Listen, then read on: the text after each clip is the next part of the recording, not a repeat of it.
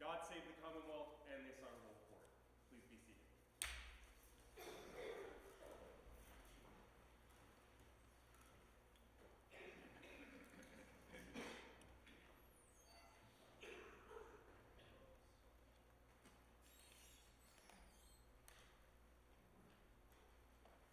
Welcome to our second day of our regular March argument. Although typically we're not in Harrisburg in March, but we're glad to be here today. And we'll be in Philadelphia in May. You all have the protocol sheets, and many of you have argued here before. I'll do a brief summary. Two purposes. One, because there are people watching, but also just to make sure that counsel and the court are on the same page as to why we granted discretionary review and what we want to hear. If I have misspoken in some way, please tell us. Again, we're just trying to make sure that we're listening to the case we think we are, and you're arguing the case we think we are. In this case, prior to his resentencing hearing, which was scheduled following the revocation of his probation, appellant motioned the court to hold an ability to pay hearing, arguing that pursuant to the Rules of Criminal Procedure and the Sentencing Code, the trial court was required to hold a hearing before imposing mandatory court costs. The trial court denied the motion and resentenced appellant, imposing costs in excess of $1,500. On appeal, appellant renewed his claim that the trial court was obligated to conduct a hearing on his ability to pay before imposing the court costs. A divided en banc Superior Court affirmed, holding the trial court has the discretion to decide whether it desires to hold the hearing or not to waive the cost, so long as defendant is not faced with incarceration. We granted allowance of appeal to review the intermediate court's decision and decide whether, under the Pennsylvania Rules of Criminal Procedure, the trial court was required to have a hearing to consider defendant's financial means prior to imposing the mandatory court costs. So if that's closed, Mr. Sosnoff, nice to see you. Please feel free to proceed. Thank you. May it please the court, Leonard Sosnoff for Alexis Lopez. The only difference, I will say, with the summary is we are not asking for a hearing necessarily. The rule does not require a hearing. And even though that was in the original motion in the lower court, it was not the argument in the Superior Court or the argument here, just as in Commonwealth versus Ford, when this court looked at the statute, which is very similar to Rule 706C. It requires a determination. It doesn't require a hearing. So it's up to the judge whether the judge would think that a hearing was necessary. But it's a determination which can be made, as this court said in Ford, in a case ability to pay issue with fines. Court said pre-sentence report a judge could look at, any other information, or even asking the simple question, how do you plan to pay the fine? Well, how do you plan to pay the cost? So that's the only difference I have with the summary. We're not asking for a hearing, we're asking for a determination. In your opinion, does a pre-sentencing report satisfy the inquiry?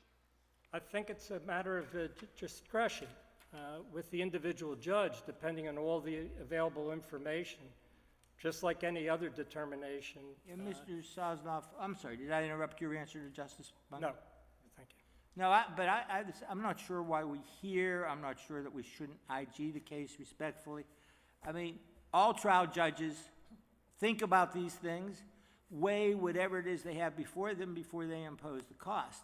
We can't get inside their mind to determine exactly what the thought process is. So if you're saying all you wanted was the trial judge to be considerate of the facts,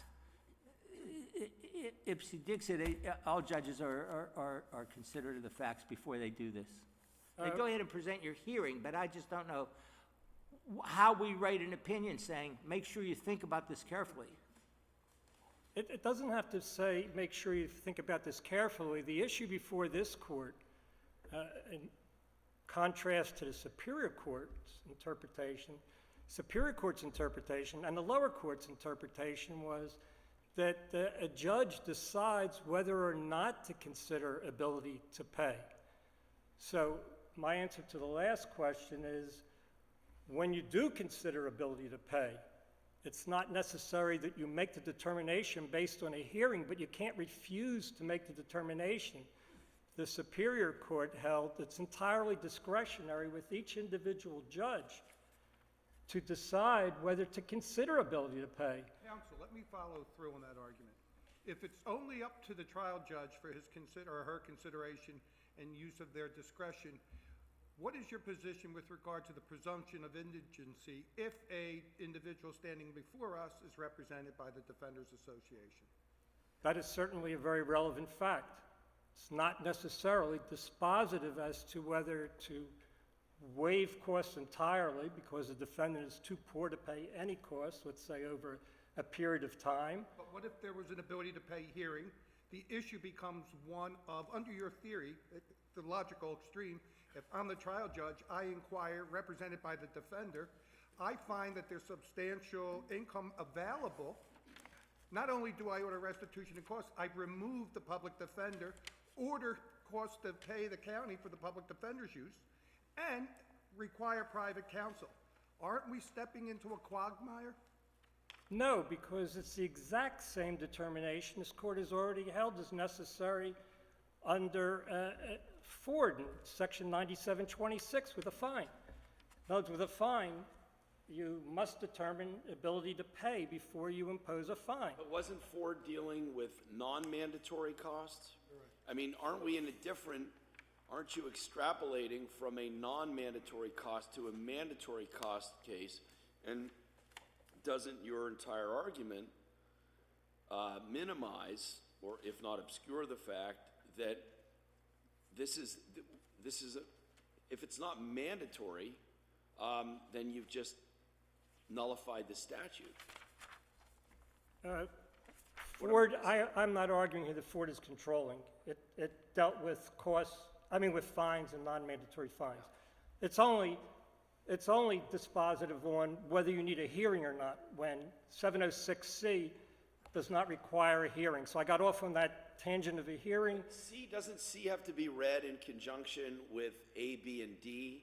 Yes. Such that the, per the Superior Court's reasoning, it kicks in with the installment plan. I mean, aren't you going beyond parish and going beyond the SCOTUS authority to require the upfront analysis? I don't believe so, and if I could, there are three reasons why this court should hold that there is a mandatory obligation at sentencing to consider ability to pay with all costs. So One is, again, and then we're going to let you go. I'm looking at the Superior Court go opinion. sit down or go continue. No, we'll let you continue. Thank you. But again, we are in the unusual situation of defining the issue. I'm looking at the Superior Court opinion, and I'm looking at the first two sentences. Appellant, and I'm going to extrapolate a little bit. Appellant appeals from his February 27th judgment of sentence, which included the imposition of mandatory court costs. Appellant argues that he's entitled to a hearing under Pennsylvania Rule of Criminal Procedure 706C. So somehow, between that opinion by President Judge Piniella and today, the argument's changed. No, it hasn't, because the brief in the Superior Court did not argue for a hearing. It argued for exactly what Rule 706C says. A determination, and let me point out about this hearing issue versus determination. Sections A, B, and D of Rule 706 all provide for a hearing. C does not provide for a hearing. And it also is different in many other significant ways, which is why we argue that the plain text of Rule 706C and read in context, and also the statutes fully support and incorporate 706C. So we're not talking just about 706C in a vacuum. This is part of a comprehensive scheme, and the interpretation I urge today is entirely consistent with the statutes dealing with restitution and fines, the other kinds of monetary payments that a court must consider at the time of sentencing. Counsel, I'm kind of following up on what Justice Weck asked you about context, and I think it is interesting that you spend a lot of time telling us to look at 706C, 706C, 706C, but read in context, the entire 706 deals with a situation where someone has been assessed mandatory costs and fines, but is being hauled in for being penalized because they failed to pay them. And that's where I believe 706 deals with the circumstance of before you put someone in jail for failure to pay a fine, you should have an ability to pay hearing, and everything flows from that. Alternatives to putting them in jail, an installment plan, a payment plan, all of that stuff. And you seem to be taking 706C completely out of the context of the rule and creating an independent rule for an ability to pay before assessing mandatory costs at sentencing. I believe the Superior Court, I don't believe I'm taking it out of context. It does have independent significance.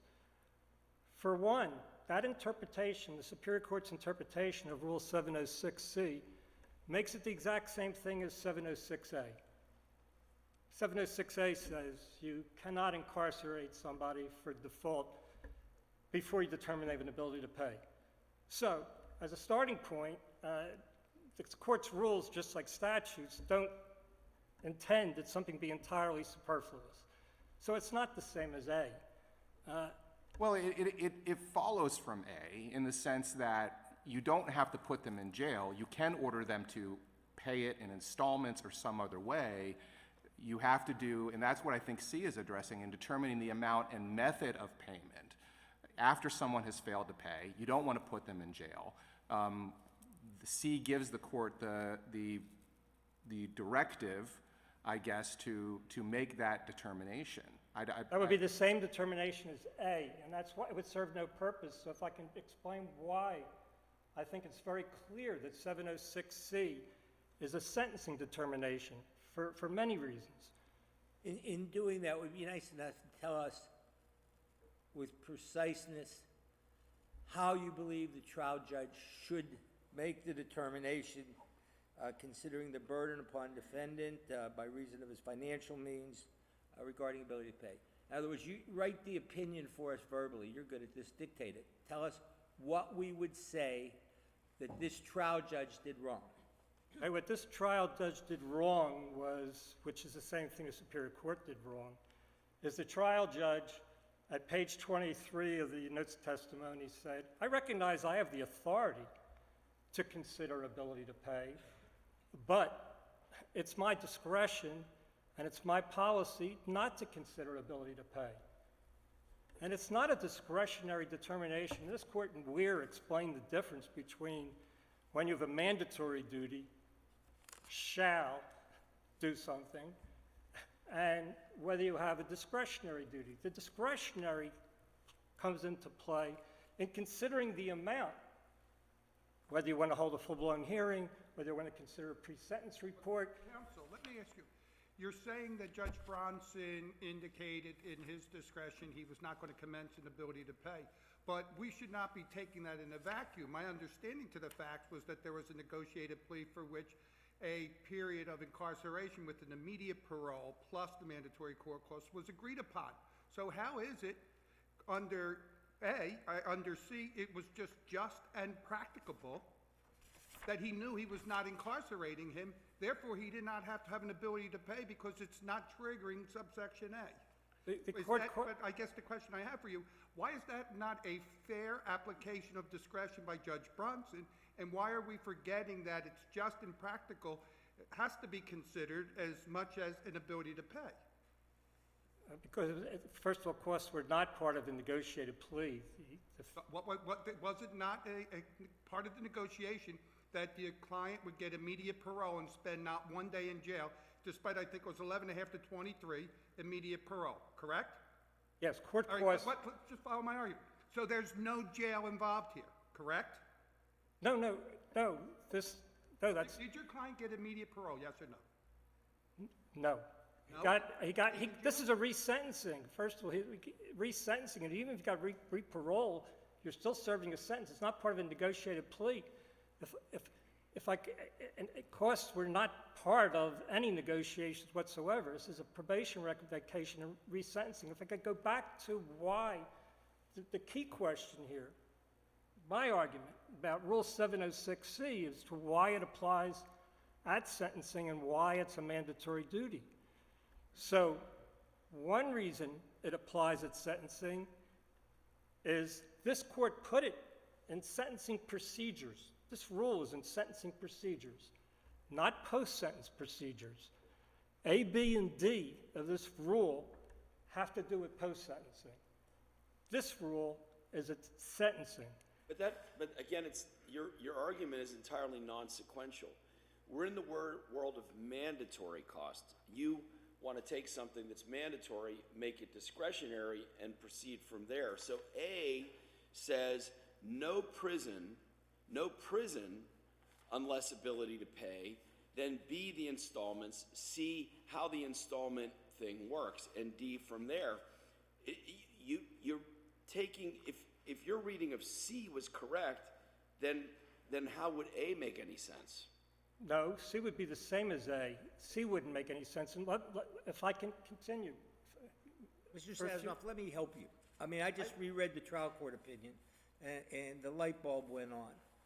Your argument, is it not, in response to Justice Wecht, is that you see a conflict between, quote, mandatory, end quote, court costs and C. And even though court costs are allegedly mandatory, you think C says the trial court still has to make a reasoned determination and cannot merely impose them by rote. Is that fair? I'm saying Rule 706C, and I threw you a softball. You ought to hit it, but go ahead. I was going to add to your softball, if I may, okay? My addition is the legislature agrees with this interpretation of Rule 706C. This is not me thinking this up in isolation.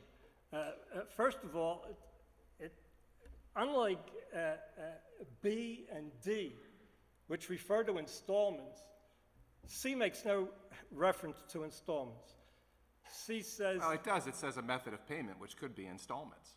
And it could be a lump payment. Sure. In other words, that distinguishes it from, that's just one way. There's no hearing requirement. There's no installment plan. It's not part of B. Look, I've never drafted a rule of criminal procedure before, but I'm struggling to see, if you can help me on this, how in approving this rule, the court would hide such a significant ball about a mandatory ability to pay hearing at sentencing, every time, in the context between A, B, and D. Well, this court did not hide the ball because first of all, C, and the legislature understands this court did not hide the ball, which I'll get to in a minute. C provides that you make a determination of the amount and method of payment. Isn't that the key? I mean, I was waiting for you to say the word amount. Okay, I mean, isn't that the key to isn't that the hook for your argument here? The amount is determined at sentencing. Yep, that's key. That's the hook for one part of my argument. And the other hook is that the legislature reads 706 in the same manner that you're reading it. And it's not So just... that mandatory costs are mandatory unless, pursuant to 706, the trial court does something else. Yes, so amount and method of payment, not only that phrase that this court used in Rule 706C, that is not plucked out of thin air.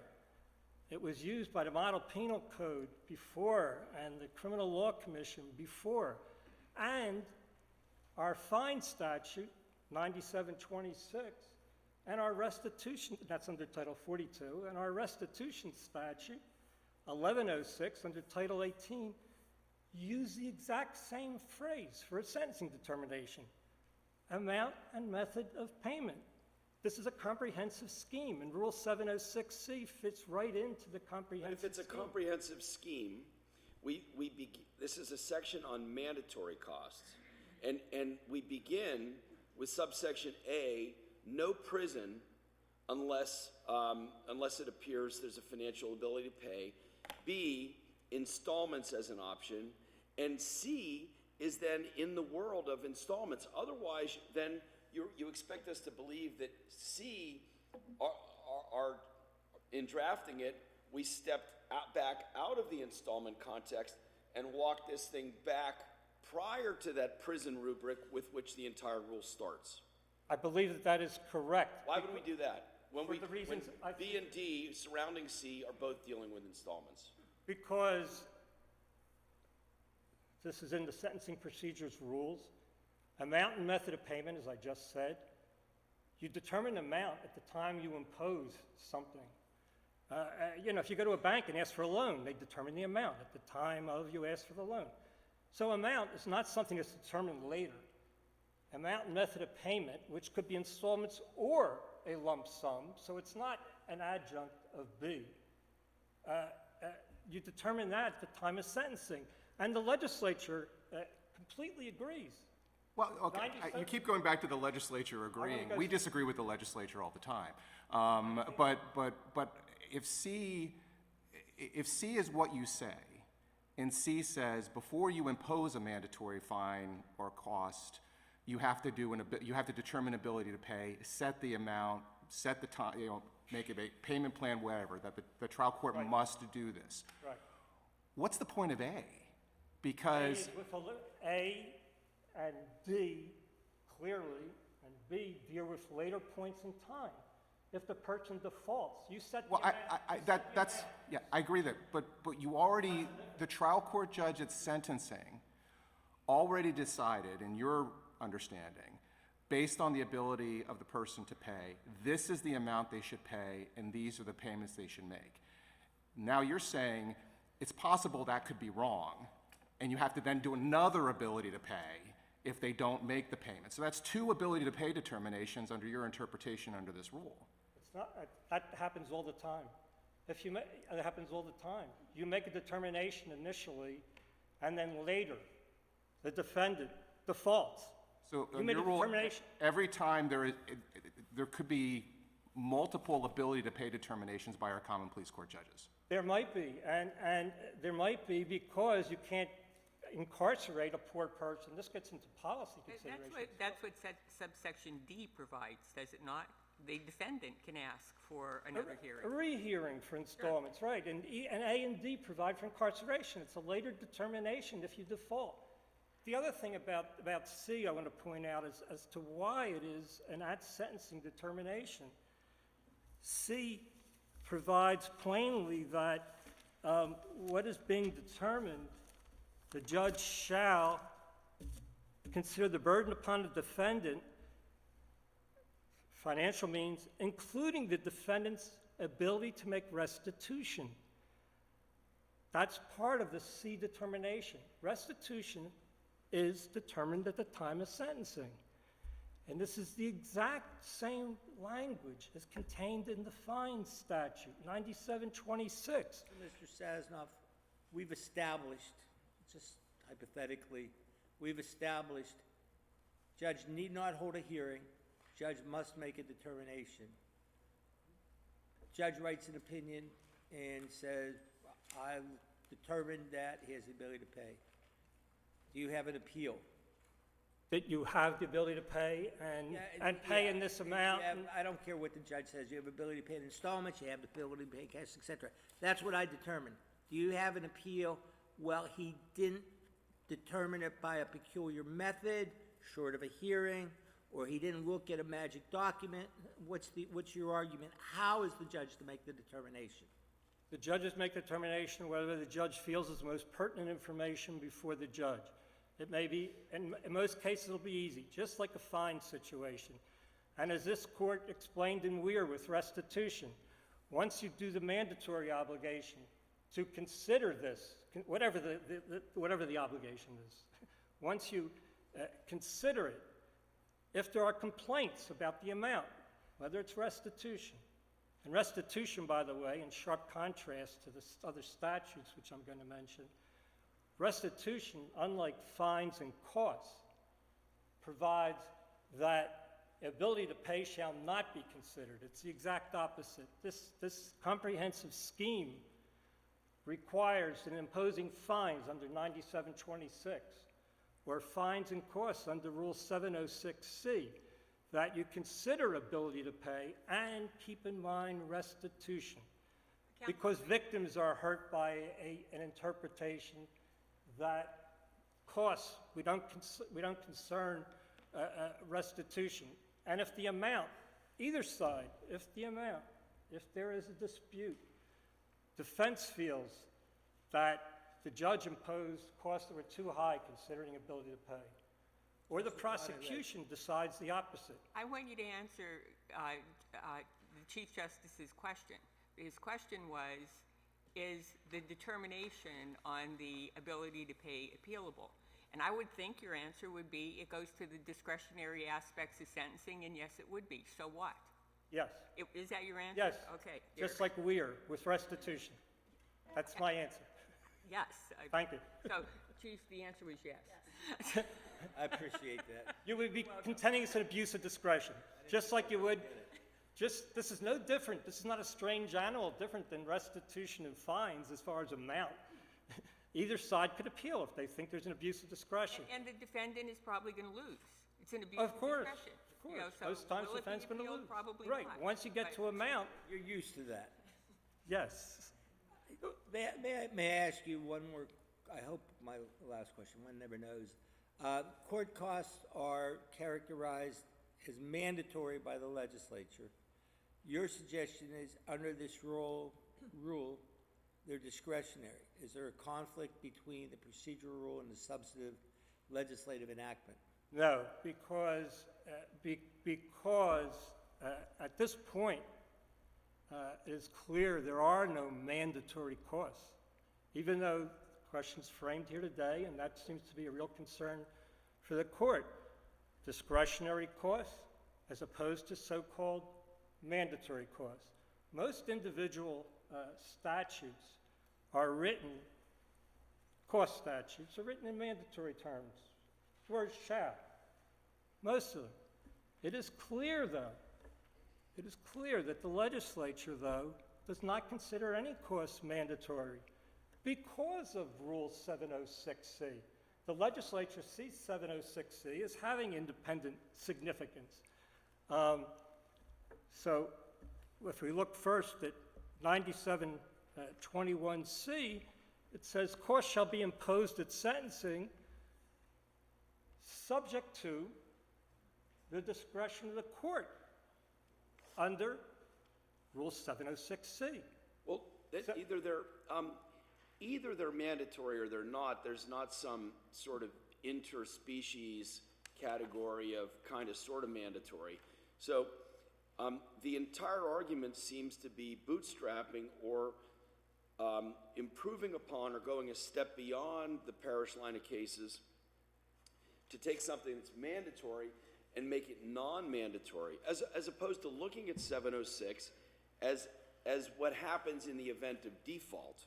So, in other words, your argument would make of C a complete idiosyncrasy, because if you read 706 as what happens in the event there's default on a mandatory cost, then it follows and makes sense. It seems that your entire argument seizes up upon the absence of the word installment in C, which is probably unfortunate, to rip C out of this rule, which if you apply A, B, C, D in sequence, you see it's a roadmap for what happens in the event there's a default on payment of a mandatory cost. Except that that's not accurate. First of all, there's no rule of statutory construction, which is the only one that the Superior Court relied on, rather than plain language, context, the legislative enactments. They relied on a so-called sequential reading. There is no rule of statutory construction in that sequential reading. This rule, I disagree. You're not, when you have multiple paragraphs in a statute or a section, you are not to read every paragraph in isolation. You are Absolutely. supposed to read them in context. absolutely, and that's what I'm doing. Well, I think you are. I just question whether your reading is the accurate reading. And the reason why I'm asking you that is because, or raising that is, along with what Justice Wecht is saying to you, why isn't there a distinction between the imposition of mandatory costs and the enforcement of mandatory costs? It seems to me that 706C deals, and 706 in its entirety, deals with the ability of the court to excuse someone for failing to pay mandatory costs. So what is the harm? What is the harm of imposing the mandatory costs if the court has the discretion not to enforce them because of an inability to pay? There's great harm, but before I get to policy, I don't want to get to policy. I just want to know what the harm is, because that's well, I have to get that really there's harm- drives. There's harm to defendants. When you impose costs, when somebody has an inability to pay, there is a grievous harm to defendants. That's why 15 organizations filed. What's the harm? They're incarcerated before a hearing. No. We're talking about. I'm not. What is the harm? We're talking about they have court-imposed. Counsel, hold on for a second. Okay. Hold on. What is the harm if they're never? What if the harm if the court never enforces the mandatory cost? So the harm is, one, when a person has an inability to pay, they can be, and often are in Pennsylvania, hauled into court. A bench warrant is issued for failure to pay costs before there is any determination whether this poor person can actually pay the costs. A bench warrant is issued, or a detainer by the judge that lasts longer than the bench warrant until a hearing can be held on ability to pay costs. At the end of that hearing, the judge may not say, I order you to be imprisoned for failure to pay costs because you obviously have an inability to pay. The first harm is you are in custody for, let's say, a week, 2 weeks. That's a long enough time to lose a job and cause other harms. The second terrible consequence of this, and this is why this was an eye-opener for me, because I've been practicing criminal law the whole time, I look at the kinds of things I just said. I read these amicus briefs after they were filed.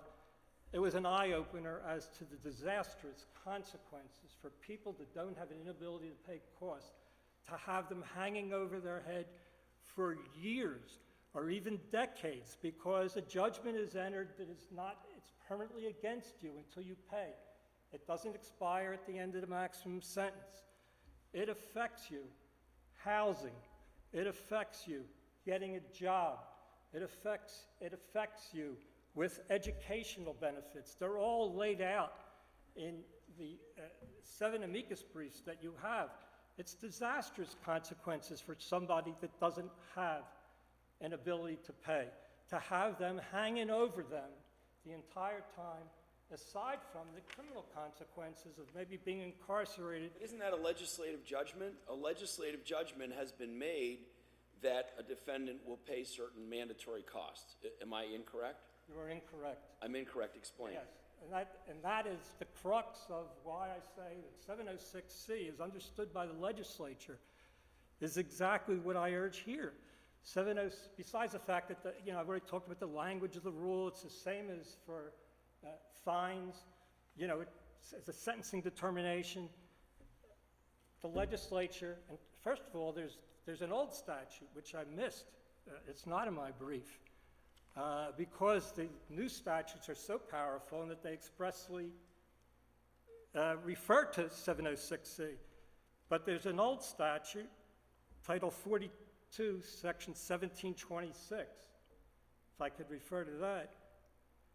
It says, discretion is vested in the court to modify the amount of costs.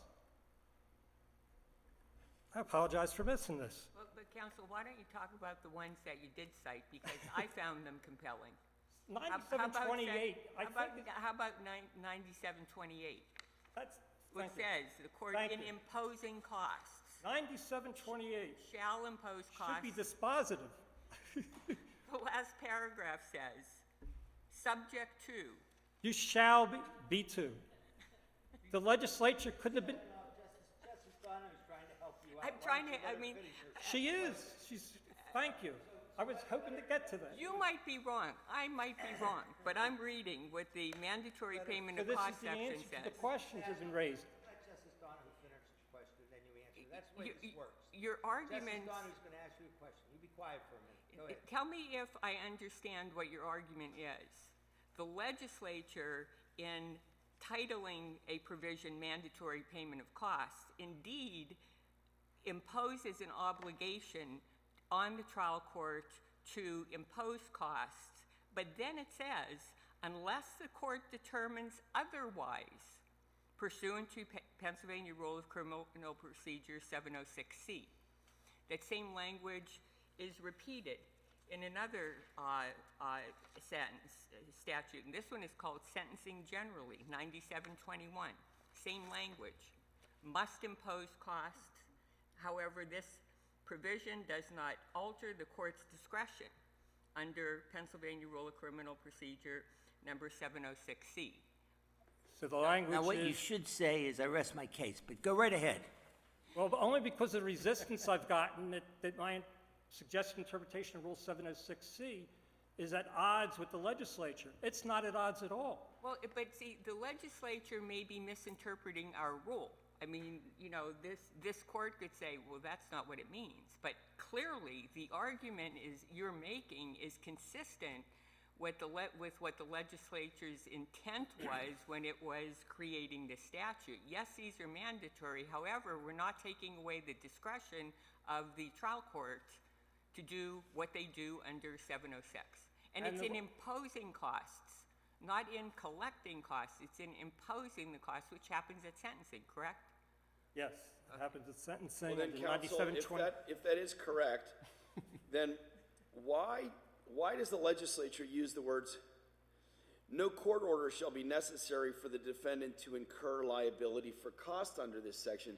And that's a section titled mandatory payment of costs. So Right. doesn't liability there refer to the prison threat that 706 is set up to be discretionary with regard to the installment availability? No, because, one, it does not say that. It has nothing to do with sending somebody to prison. Two, it says shall be liable for costs, meaning you have to pay costs, unless the court determines otherwise pursuant to Pennsylvania Rule of Criminal Procedure 706. I believe that is plain and unambiguous, but I attached as Exhibit E the analysis of the bill before it was passed, the analysis and explanation, and it says the intent by this bill is that a court under Rule 706C can waive or modify costs when a person doesn't have the ability to pay. So the legislature, in effect, is saying there are no more mandatory costs. This is the latest cost statute passed, by the way, 9728B2. It was amended in 2010. And the legislature even put in there, notwithstanding any other provision contrary in the statute. This is the legislature deciding that a judge at sentencing can waive costs or modify costs based on an ability to pay. And it is a sentencing determination. There is no limitation in the rule, by the way. I'll say this. Rule 706, when it was enacted, it does not say discretionary costs. It does not limit it to discretionary costs at the time that it was passed. And this court has said several times you don't read limitations or exceptions into a rule, and you have to pay attention not only to what is said, but what is not said. And the legislature, of course, when they amended 9728 in 2010 to add B2, the legislature, of course, was aware that most of its individual cost statutes have the word shall in mandatory terms. Mr. Sosnos, at this far, in this particular case, has anyone, any party, including the Commonwealth, any amicus, disagreed with your analysis? No. There's just 7 briefs on behalf of 15 organizations. The Attorney General's office did not enter on the other side. The District Attorney's Office of Pennsylvania, which usually enters on the other side, did not enter, nor did any county enter. In fact, one of the amicus briefs is from the Controller's Office of Allegheny County, adding to the fact, as far as policy, not only does the contrary interpretation hurt defendants, as I pointed out, it hurts victims as far as restitution. The court, under Rule 706C and under the fines provision, shall consider ability to pay in context with ability to make reparations or restitution. And the restitution statute does not allow consideration of ability to pay. All this is part of the comprehensive scheme that for defendants who have some money, so it's not appropriate to waive costs entirely, if they have some money, that the costs should go towards, the available money should go towards restitution, not towards costs. Mr. Sazanoff, we understand your argument. Why don't you take 30 seconds and wrap it up? Thank you.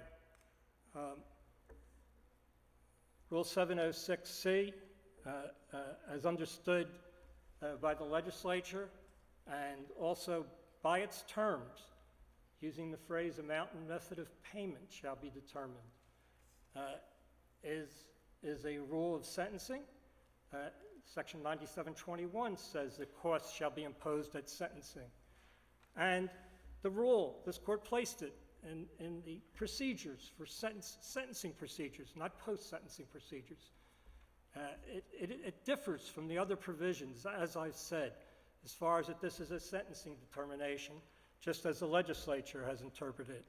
And it's a mandatory obligation because it says a judge shall consider, as this court has held repeatedly, the word shall, as in the Ford case dealing with fines, as in the restitution case, where the word shall means mandatory, whatever the obligation is. And finally, the point about whether the rule applies to mandatory as opposed to discretionary costs. There are no more mandatory costs according to the legislature.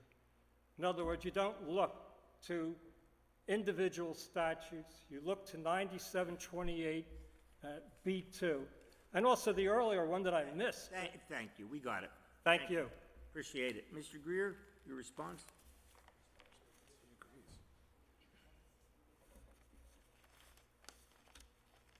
What he said, right? Yeah, I don't know Well, good morning, Your Honors. May it please the court, Andrew Greer on behalf of the Commonwealth. I'm happy to answer any of your honest That's right. questions. You're the Philadelphia District Attorney's Office, so you're with the defense. Yes, sir. Well, Basically, like an amicus, you're basically an amicus here for the defendant. so I will start with the Counsel, can I policy. just point out, you're representing the Commonwealth, correct? Yes, we are, Your Honor. Thank you. Thank you. So to that end, I'll start off with some of the policy considerations for the Commonwealth's argument in its brief. This is an unusual situation, but given that you're in agreement with the defendant, we don't want you to reiterate the same arguments. Unless you have something new to add, we'll have to do the best we can. I don't want to constrain you, but again, if you had entered your appearance for the defendant, you could not repeat the same arguments. Respectfully, the same admonition notwithstanding that you're nominally for the Commonwealth, given your position in the case, which you're entitled to take. I understand, Your Honor. I'm going to bring up new information. I will touch on the fact that this interpretation, which I do believe is supported by the plain language, would be a victim-centered approach. It prioritizes compensating victims for their losses. So costs obviously reimburse government entities who are not directly affected by defendants' criminal conduct. However, restitution reimburses victims who are directly affected by defendants' criminal conduct. Now, the statutory allocation says that up to 50% of money collected from defendants may be allocated to pay costs and fines rather than to reimburse victims. So what we would anticipate is that a typical case would be, for every dollar a defendant pays, 50 cents goes towards restitution, and the remaining 50 cents goes towards costs. But data from the Administrative Office of Pennsylvania Courts show that that's actually not the case in practice. What we have is the actual allocation is that only 15.5% about of money collected from defendants is allocated to restitution. That's a statewide 10-year average. That means 85% of the money defendants are paying are going towards repaying the courts and the Commonwealth rather than reimbursing these victims who have received a direct harm from that defendant's criminal conduct, who could very much more use that money. Wasn't the legislature entitled to make the judgment that the cost that the Commonwealth incurs in prosecuting and processing these defendants needs to be reimbursed, and that the person who has been convicted of the crime ought to foot part of that bill? The legislature could, and just the Chief Justice's advice about not reiterating all the arguments that the defense just make, I believe that this interpretation that I argued in my brief, and that restitution should be favored, and therefore an ability to pay costs inquiry should happen at sentencing, as opposed to the fact that there is no ability to pay inquiry for restitution, that interpretation is not only consistent with the tenets of statutory interpretation, but this policy supports it. So, I apologize. Is it your position that there should be a hearing? no, that there should be a determinate. Did I use the word hearing? I apologize. I meant a consideration, some sort of determination at the sentencing hearing. How does a trial court, a court of record, make a determination of ability to pay without evidence? It cannot. And how do you have evidence without a hearing? Pre-sentence investigation report. Which is not evidence. It would have to be admitted into the record of a hearing. Yes, Your Honor. So you need a hearing. There's a hearing that is already occurring, which is the sentencing hearing. There are many bits of evidence that are admitted during that already existing hearing. Right. So one of those is a pre-sentence investigation report. The defendant has the ability to speak on his or her own behalf. This is just a little bit of evidence that is added to that hearing, as this court said in Ford. That doesn't need to be testimonial evidence. The trial court could simply ask the question, how do you intend to pay these costs? Would this new rubric create an entire new category of work for probation and PSIs? I mean, the PSIs aren't set up now to furnish a robust financial picture, are they? I mean, probation's going to have to get involved in developing a whole ability to pay rubric now under your policy structure. Am I wrong about that? I don't think so, Your Honor. I think resolving these troubles is as simple as this court suggested in Ford. It's just asking a simple question. It's getting some evidence from the defense. What's your employment history? The same way a PSI report includes all this history about a defendant's life. We can just get, what's your employment history? How much do you make on, even a monthly basis? That's starting to sound a lot like a hearing. That's what I'm saying. I don't know how you get that. So the defense, so the trial judge, I mean, the whole thing seems sophistry to me, respectfully. The trial judge has all of that before him necessarily because it's sentencing. So the trial judge reads the opinion and says, well, I considered it and I'm imposing costs. Now, how is that reviewable in an appellate court? I would just add that the trial court in that situation would say, I've considered it, as I've read dozens of sentencing hearings in my short career, and says, I have considered the PSI report. That's enough as a matter of the legality of the sentence. Then I've considered this. I've considered the defendant's ability to pay. I'm imposing costs in this amount or in this percentage of the total, from 0 to 100% or from $0 to the full amount of the cost. That would be reviewed. The judge already has enough in front of him to make that determination. Correct. And the defense is now gonna have the impossibly difficult burden to say that's an abuse of discretion. It fits within any other abuse of discretion standard on Is there to be appeal. a presumption of indigency if your opposing counsel's the defender? I would believe so, Your Honor, since that was already decided So pre-trial. Is the position that the defendant, represented by the defender, is alleviated under any obligation because of B2, 9728, if we give the presumption that they don't have the ability to pay? I would say there's a presumption of, I viewed this as distinct. There's a presumption of indigency, but not that a defendant is entirely unable to pay in any amount. I think there's a difference between being unable to, pay for a lawyer for, trial, or at least through sentencing, and an ability to pay any amount of costs for the foreseeable future. If we take this rubric, as Justice Weck says, how are we to handle under-the-table employment, which the majority of defendants have, which no verifiable defense or source of income? Is it abuse of discretion?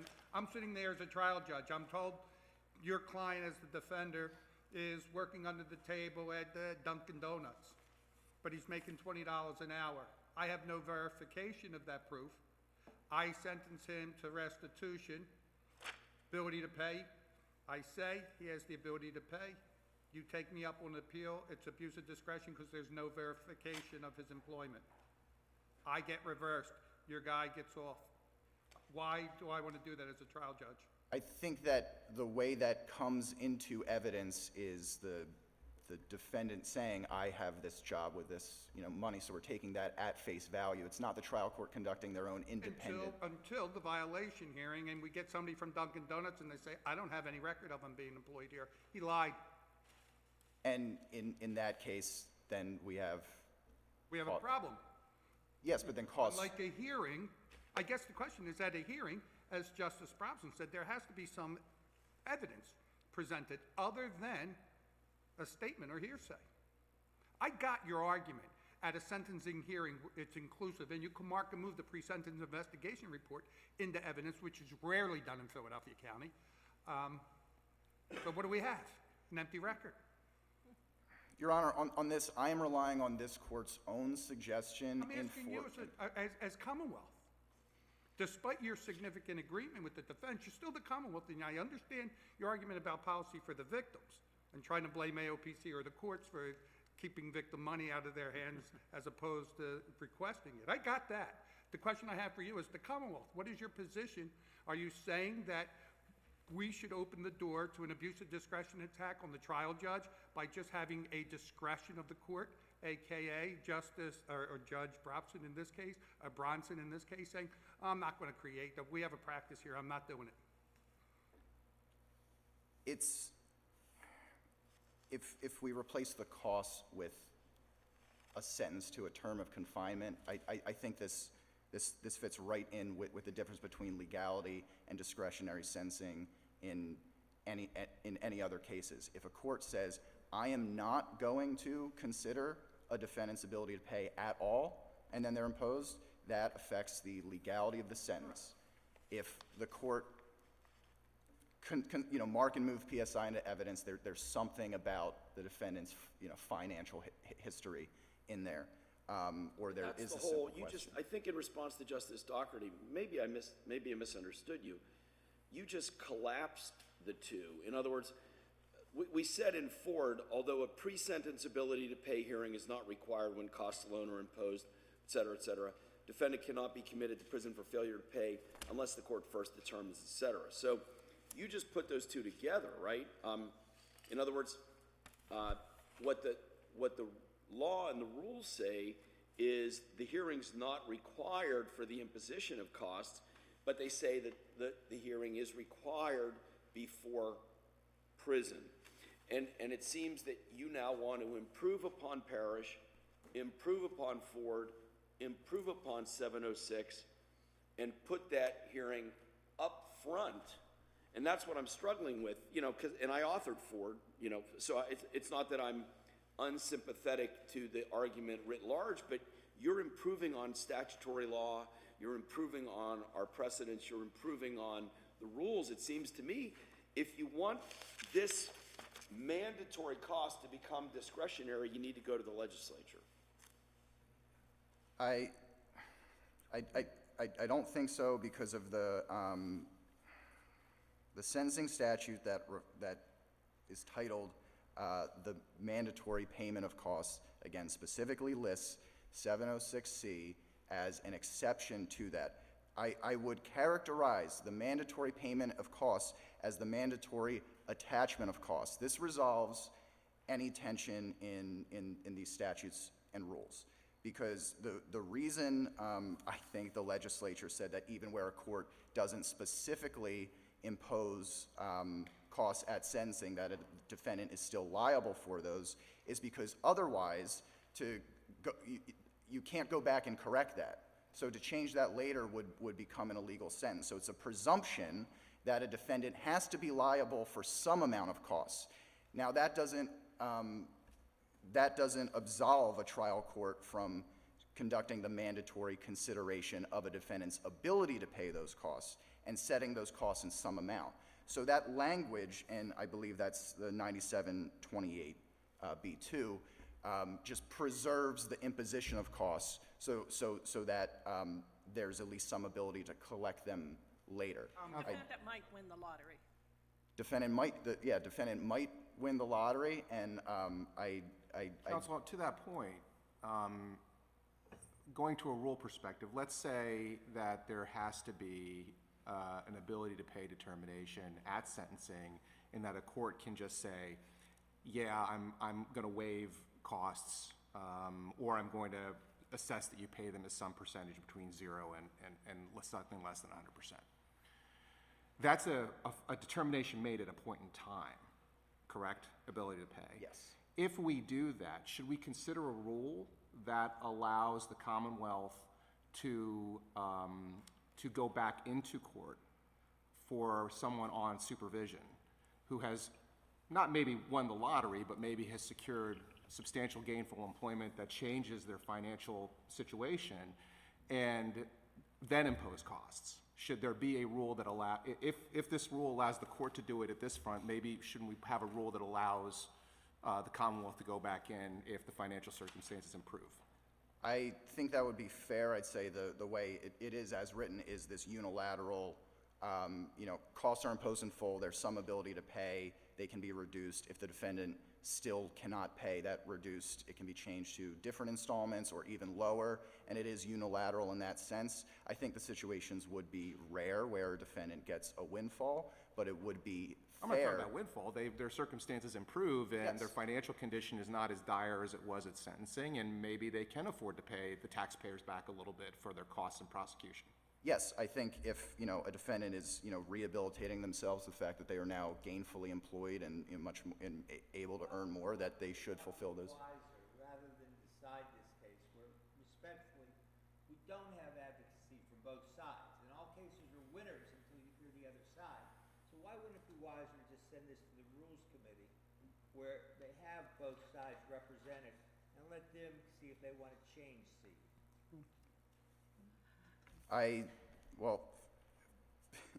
First of all, I think this court can and should interpret this rule thusly without referring it to the Rules Committee, as this court has done often with Rule 600. Let me try to help you out.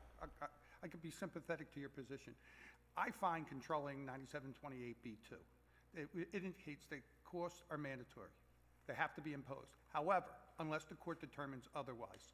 The issue before us, or for me right now, is how do we determine otherwise? Is it at the discretion of the trial judge, which I think is somewhat suspect, or is it having a full-fledged ability to pay hearing, in which evidence introduced? Either way, you're getting what you want. So I'm confused why you in defense are stuck on a judicial discretion as opposed to requesting us to have an ability to pay hearing pursuant to B2, and determining otherwise equals hearing. Does that make sense to you? I see what I believe I see what you're saying. Please interrupt me if this doesn't get your answer. This will be much more, I think, efficient if this small bit of additional evidence is incorporated into an already existing proceeding. So when I hear ability to pay hearing, I'm hearing an independent hearing about a defendant's ability to pay. The way I believe this is most efficient, if there is evidence of a defendant's ability to pay entered at a pre-existing sentencing hearing. Otherwise, the full amount of court costs are imposed. Then we have to wait and then hold another hearing at which the court will incur more costs, and then just to assess a defendant's ability to pay maybe, $10 a month. I'm sorry. You're a busy district attorney's office, I think. Yes. Certainly, you're a busy criminal division in Philadelphia. And what you've done is, let's say you do 100,000 cases a year, and I don't know what it is, where somebody has entered a guilty plea or is found guilty. You've increased the hearings. You've mandated an additional $100,000 hearings under C, and then you're still going to hold the number of hearings you have to hold under A when these don't get paid. Now, that's only if you're I don't think there are A hearings very often, because I think in real world, costs get imposed and they don't get paid, which is, I think, what drove the Allegheny County Controller's brief. And, you gave us the statistics that 15%, but 15% of what? I think the stat that greater than 90% of costs are never recovered. So my question, and again, I apologize, I made a speech and I digress. My question is that you're standing here telling us that you want to impose on all of our trial courts and all of our DAs a C hearing in every case and a hearing when you go to jail. It's not what he said. Is that not what he said? No, what I'm saying is every case already has a sentencing hearing. Every sentencing hearing has evidence entered into the record. It's pretty comprehensive already. And all we're saying is that pursuant to the language of 706C, one of those little bits of evidence is just something about the defendant's ability to pay. Are you saying that in every county in the Commonwealth of Pennsylvania, the pre-sentencing investigation and evidence at a hearing includes the ability to pay? Currently, I am not sure. What I'm saying is it should, or there should be some. Right, and to the chief's point, I'm wondering whether it would be beneficial before we say that to involve in a open rules process other counties, other district attorneys who might not share your perspective about what this rule provides. Well, the Attorney General could have weighed in on this, right? Well, but the Attorney General and the district attorneys are not synonymous. They have different jurisdiction. Well, and the District Attorneys Association could have filed an amicus brief. And did not. And did not. Well, I don't think that should be taken, though, as the District Attorney of Philadelphia representing all 64, 67 district I attorneys. understand, but I do, and it gets back to Chief Justice Baer's question that I don't think you had a chance to answer. And with all due respect to the Chief Justice, his suggestion was that we don't have advocacy from both sides in this case because the District Attorney's Office has agreed with the defendant's position. And I just wanted you to have a chance to address that, because my impression was not that, respectfully, it was that the District Attorney of Philadelphia, who is an elected district attorney for that city and county, made a policy choice and decided that in this instance, he, on behalf of the Commonwealth, on behalf of Philadelphia, believes that the defendant's position is correct and chose to agree with it. I don't think that that necessarily means that both sides weren't represented. So I just wanted to give you a chance to address that, although I already did. Yes, Your Honor. Everything, I will incorporate everything you just said by reference and say that, again, this is a victim-centered approach and promotes court efficiency, which I think in all cases are in the best interest of the Commonwealth. Can I just clarify one thing, and then truly I'm done. And this is, I'm really following up on Justice Dougherty's insightful question on this issue. I think what you're suggesting is take another 3 minutes at the sentencing hearing. Yes. And get whatever information that you need. in order to make a determination. If it's otherwise obvious one way or another, you may not have to do that. But you're saying what has to happen at that sentencing hearing is that it has to be considered. Correct. And just to see how this, just briefly about how this fits into the abuse of discretion standard, again, see this all the time with discretionary sentencing appeals. The standard is the record must reflect that the court considered all relevant information. The court doesn't need to list its sentencing rationale at length. So if there's evidence of ability to pay in the record, court says, I've considered that, here's my sentence. So yes, that will be a hard burden for defendants to overcome, but that is still, should be legally sufficient, and it fits into an already existing standard. It should really be a comment to the rules, correct? Saying, it should be a comment to the rules that when discussing mandatory court costs and arguing that there may be a presumption of indigency requiring that to weigh in favor of the defendant, that at this time of sentencing hearing, if mandatory costs are imposed that are onerous, that the court shall take into consideration any and all their financial situations or concerns. That would clear it up, because really what you're just asking us to do is educate the judges, which really would be the burden of the defense.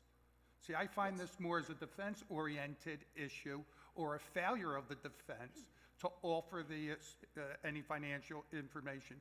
We judges are only good as the information we get. And the mouth of the defendant is through the defender. And if the defender fails to introduce that financial scenario, what you're really asking us is to have the judge inquire as about it when it's only the information provided by defense. So it should really be a comment to our criminal rules as opposed to an edict of this court. Justice Todd has what I hope is the final question, although obviously if other justices have questions, you'll entertain them. Go ahead, Justice Todd. Mr. Gurr, how long have you been employed by the Philadelphia District Attorney's Office? 3 years and 4 months, Your Honor. And is this your first appearance before the Supreme Court? This court, yes. Well, you did a nice job, and you were up against a seasoned pro who's been here for dozens of arguments, I would say. Well, he's a seasoned pro, but I'm not sure he's up against them. Well, I was just going to say, and this This is the easiest appellate argument you're ever going to have. let's take the merits out of it and just say you did a very I nice want to job. make sure you heard what Justice Doherty said. He said the Commonwealth was well represented. Yes. Thank you. Thank you, Your Honors. I'm honored to be here. Mr. Greer, call the next case, Brian. Thank you for calling me a seasoned pro. Joanna L. Goodwin versus Scott M. Goodwin. Representing Mr. Goodwin is Mr. Paul W. Rower. Representing Ms. Goodwin is Ms. Shannon Mercanda.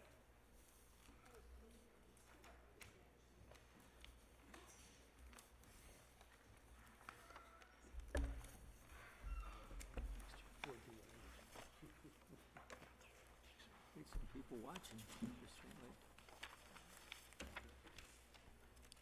Is there someone on the other side of this case? Yes, Your Honor. Coming up. We'll wait for them.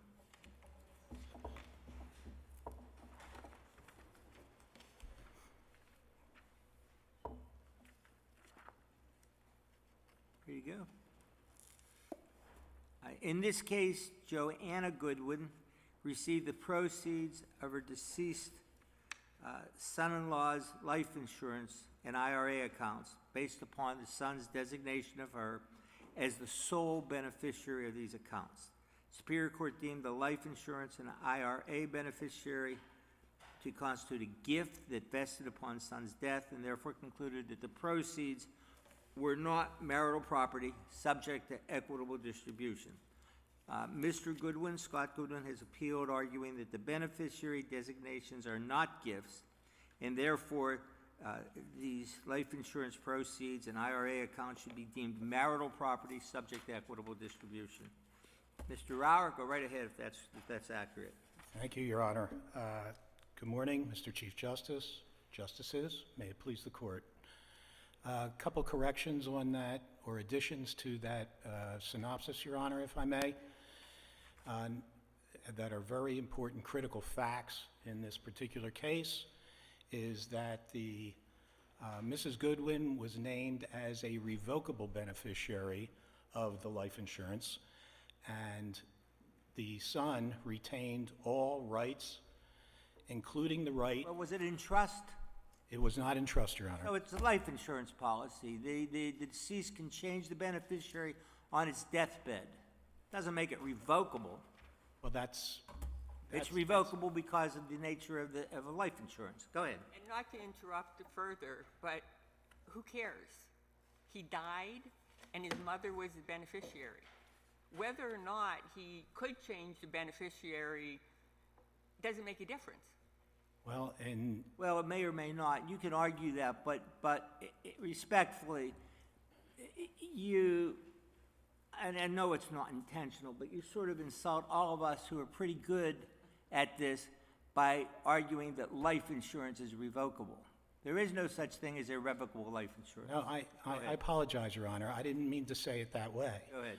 What I meant to say is her designation as a beneficiary was revocable. I didn't mean it any other way. That's all right. You can always change the beneficiary of life insurance. Go ahead.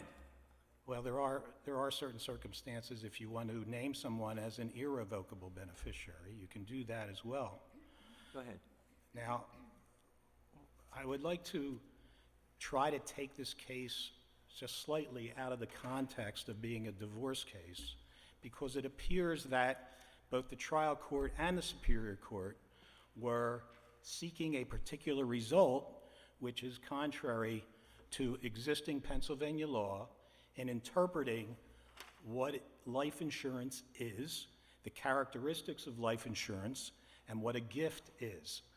For example, as an attorney, if we received a phone call from any client that said, I'm going to name my mother as sole beneficiary of my life insurance, I'm going to retain the right to change the name of the beneficiary at any time, I'm going to retain ownership of this particular policy, and I'm not going to write a will. In the event that I leave this, if I do pass away, and the proceeds of this insurance are left to my mother, and my parents subsequently divorce, would this be a marital asset? So as an attorney, what would you do? You would start researching Pennsylvania law on what it means to have a revocable beneficiary listed on a policy where the person retains, the insured retains that right. So clearly, there is an entire body of Pennsylvania law that does that interpretation. And if I may,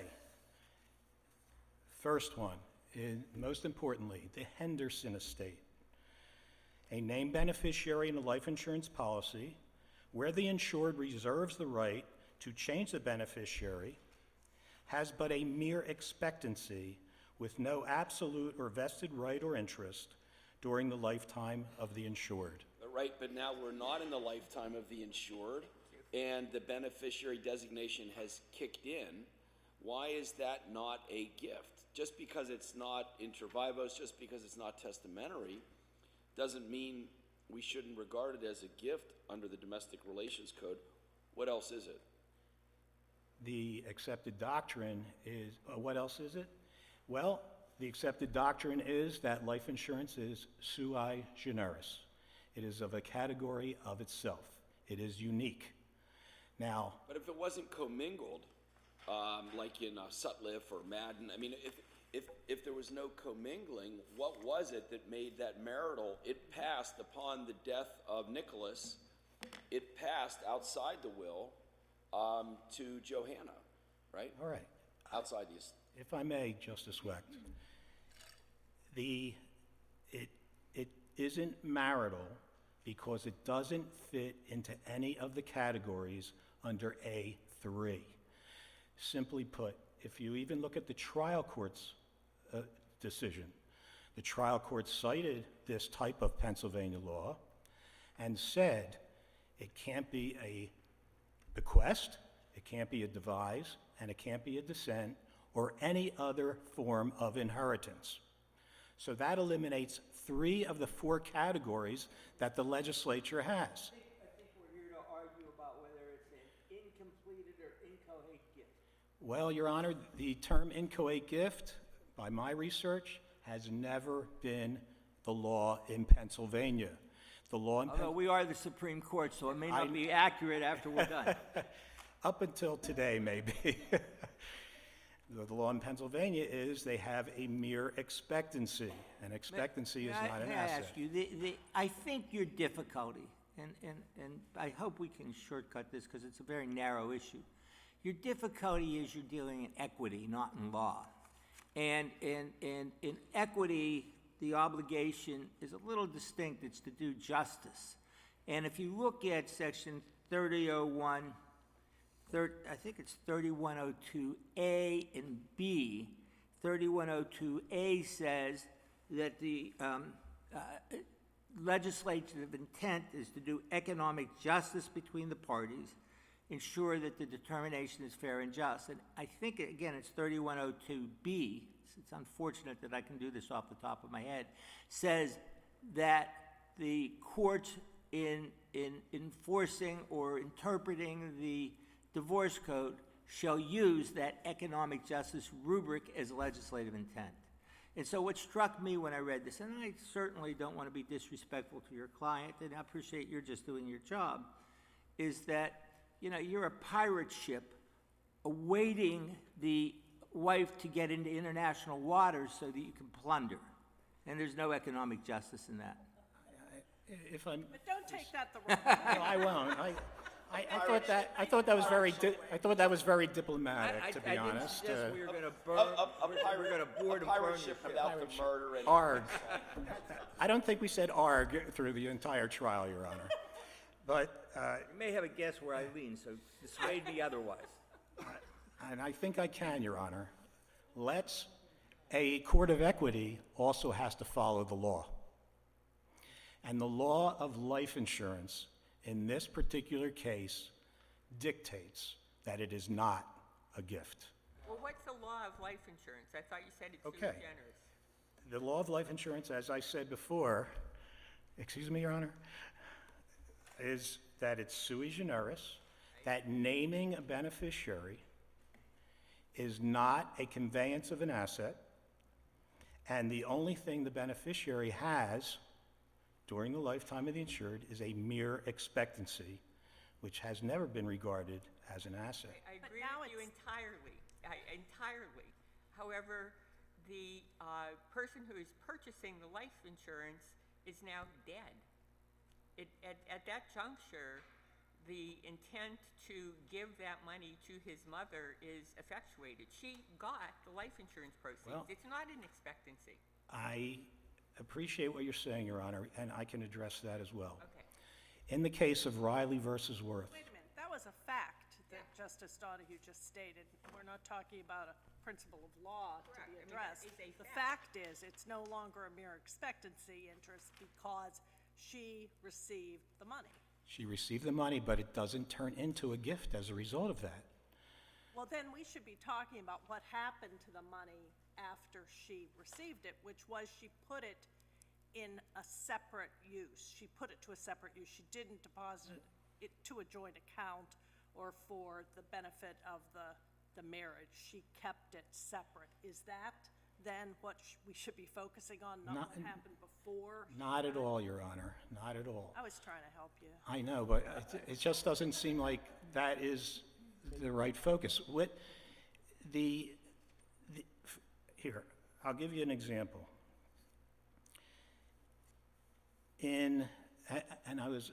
May I go back to Justice Donahue just for a moment, please? Apologize, Justice. I didn't actually have a question. Right. Go ahead, Mr. You Ross. discussed the intent of the donor. Riley versus Worth. When the insured reserves the absolute right to change the beneficiary of a life insurance policy, it is inconsistent with the intention to make a gift. But your cases are scorned beneficiary cases. Those are cases which simply reaffirm that during the life of the owner of the policy, he or she is free to change the beneficiary. Here, the expectancy has ripened into an entitlement, so the question for us isn't, who the beneficiary is. We know that. The person's dead, the owner's dead now. The question for us is, was there donative intent such that we deem it a gift under the Domestic Relations Code? It seems to me that you have a hard time convincing us that during the life of the owner, during the life of Nicholas, that he lacked the donative intent. Because this is not, like I said, it's not a scorned beneficiary. There's not a contest to the proceeds of the policy. If I may, Justice Weck. In answering that, first, tell Justice Weck whether you agree that donative intent is relevant, and then go on, and if you do, explain why donative intent is not conspicuous. Well, donative intent typically is a term used for an inter vivos gift. And donative intent, by law, means the intent to make an immediate gift. And in this case, there wasn't an intent to make an immediate gift. It was a gift that was supposed to come in the future. So technically, donative intent is not in this case. And that's one of the reasons why. I mean, So would your answer be, you concede that the deceased had donative intent but deem it irrelevant? I do not concede that the deceased had donative intent for two reasons. How could he not? Because he retained the right to change the beneficiary at any time. Not beyond the grave. Not beyond the grave, but you have to have donative intent while you're alive. Is donative intent a question of fact or law? That's a very good question. Come on, it's fact. It's fact. And the trial court specifically found donative intent. The trial court did not find donative intent, Your Honor. You want me to read it to you? The trial court said that it is not a gift. The trial court said there's reasons why it wasn't a gift is because the only thing that the beneficiary had was a mere expectancy, and there was not I don't want to beat you up, but I'll read it to you. Go ahead. Mr. Campolone was a talented young attorney at Rawl and Henderson LLP. The court infers he knew precisely the legal effect of the words when he entered into the contracts with his insurers, which conveyed the expectancy to his mother alone, presumably to ensure his mother was cared for should something befall him. For the foregoing reason, the policies and proceeds are not marital property. Well, if I may, Your Honor, Sure. please, go back to the other findings of the trial court, which are not consistent with that particular statement, and that was that the proceeds could not be a gift because, number one, Nicholas did not actually have possession of the proceeds and could not give them as a gift. That was one of the reasons the trial court gave. And also, he said it couldn't be a testamentary gift because it never came through an estate. So he's already, the trial court has already agreed that it's not a gift, a devise, bequest, or descent. I feel back to the Sutliff case. I'm sorry. Go ahead, Justice. I'm I think you're exercising lots of us. Go ahead. No, the principles that you're relying on are principles of life insurance. Yes. But we're not talking about life insurance. We're talking about a simple point of whether this is a gift or not. Not whether it's a conveyable asset, not whether I can, because I was designated a beneficiary, I now have some right to transfer my beneficiary designation while the person is still alive and revoke it to someone else. Gifts of life insurance policies are made in the context of charitable donations. I went through an exercise with my clerk this week and said, congratulations, I just decided to designate you as a beneficiary on my life insurance policy. And you know what he said to me? He said, thank you. Because it's a joke, I don't have a life insurance policy to give to him. But I'm making this up. But he said thank you because I think in the ordinary understanding of all of us as citizens putting aside our legal training, when someone designates you as a beneficiary in a life insurance, you say thank you. It's kind of a gift. And the only point I'll put on that is Smith versus MetLife, a 1908 case from the Supreme Court, and we've talked a lot about ancient cases this week from the Supreme Court. But the Supreme Court said the naming of a beneficiary, this court, the naming of a beneficiary to whom payment is to be made is a gift of a benefit in future, but is contingent on the circumstances.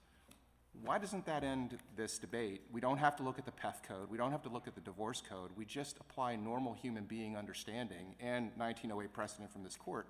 It was a gift. Revocable, yes. Not fully enacted, yes. But never revoked, never changed, never altered, and finally consummated. I appreciate that, Your Honor, if I may. The point is that this court is charged with interpreting the language of this particular statute. And we're dealing with life insurance. We're dealing with life insurance proceeds that have particular characteristics and traits. And we're also dealing with the law of gifts, which have particular traits and characteristics. And does the traits of life insurance fit into the category of gift as we know those traits? That's how I'm seeing this case. Okay. I believe this is still good law in Pennsylvania, the Sutliff versus Sutliff case from our court in 1988. And I'm just going to ask you to compare these facts to the facts in Sutliff. And Sutliff was a divorce action. The court was determining equitable distribution of marital assets, and the court found that where life insurance and pension proceeds were commingled, the proceeds could not be considered a gift, not subject to equitable distribution. I'd like you to compare and contrast that case and that holding with this case where the proceeds were not commingled. Well, truthfully, Your Honor, I cannot. Okay? I don't know what the underlying facts of Sutliff are. That's the conclusion. So I don't know what the provisions were for that particular life insurance policy. Well, let's hypothetically presume that there was no material difference in the factual background, and the critical distinction that we're examining is commingling of the funds into the marital property and joint accounts after receipt versus what happened in this case, keeping the proceeds separate with no commingling. Well, I think clearly keeping the proceeds separate, if in fact it was not a marital asset to begin with, it would retain its quality of not being a marital asset. But if it's a marital asset to begin with, it doesn't matter whether it was commingled or separate or kept separately. Well, I don't understand that. In this case, the life insurance proceeds were directed just to the wife, just to the mother. That is correct. So that doesn't necessarily mean that it's an exception under 3501A3. But I don't know, you kind of put the bunny in the hat or didn't meet the question at all, because Sutliff is out there. Mm-hmm. And in Sutliff, we dealt with a life insurance policy where the money had been put into a joint account of husband and wife, commingled, and there was no ability to trace. And there was a stock purchase, and there was no ability to trace that there was any separation. So how could your situation here be analogized to Sutliff sufficiently that we could put your client in that same position? Isn't that just an entirely different situation? I guess that's the comparison I think we'd be interested in hearing about. Well, the facts of my case are slightly different. I cannot reconcile Sutliff with my case. Isn't it also concerning that the son in this case made a choice, made donative intent, as the Chief Justice referred to provide this money to his mother. And your argument really reads out the son's wish on that insurance policy. It basically takes away the entire point of his insurance policy and his intent to bequest that, or to have that money directed to his mother. No, I mean, obviously, he could have put my stepfather and my mother on the policy. of course, Your Honor. I don't disagree with anything that you're saying. And my argument is a very technical one, that's for sure, all right? And not only that, it's obviously my view of what does that mean, what Justice, or you just described, what he could have done. But what does it actually mean with what he did do? And what he did do is name mother as beneficiary and retain the right and reserve the right to change that at any time. Which he did not do. Which he did not do. But we have to look at that photograph in time and determine at that precise moment, is this any type of gift, bequest, devise, or descent? So you're defining gift as anything that's given within one's lifetime? No, I'm not, Your Honor, respectfully. You're defining gift as completed. I'll say that again, You're please. defining gift as completed. That's your argument. No, Your argument is if it's non-revocable. It's not a gift because it's not completed, right? my argument is that it doesn't, yes, I know. I think I'm closest to yours, okay? The argument basically is this. There are, to my knowledge, 3 types of gifts. This is how we use the word gift in this Commonwealth. It's an inter vivos gift, testamentary gift, or a gift, forgive me, causa mortis. Clearly, it's not a gift causa mortis. So, under the statute has restricted us to gift, but it doesn't describe it whether it's an inter vivos gift or a testamentary gift. So we have to determine the traits of each of those categories of gift. You say you want to do that as of the moment of the beneficiary designation, right? Well, that's part of it, Your Honor. Just set a snapshot in time. Well, that's the first snapshot, if I may. Because at that snapshot in time, there was no commingling. So Well, there was no where does act- your client's entitlement to these insurance proceeds come from? The entitlement comes in because we're trying to fit life insurance proceeds into the term gift. It has to be an exception.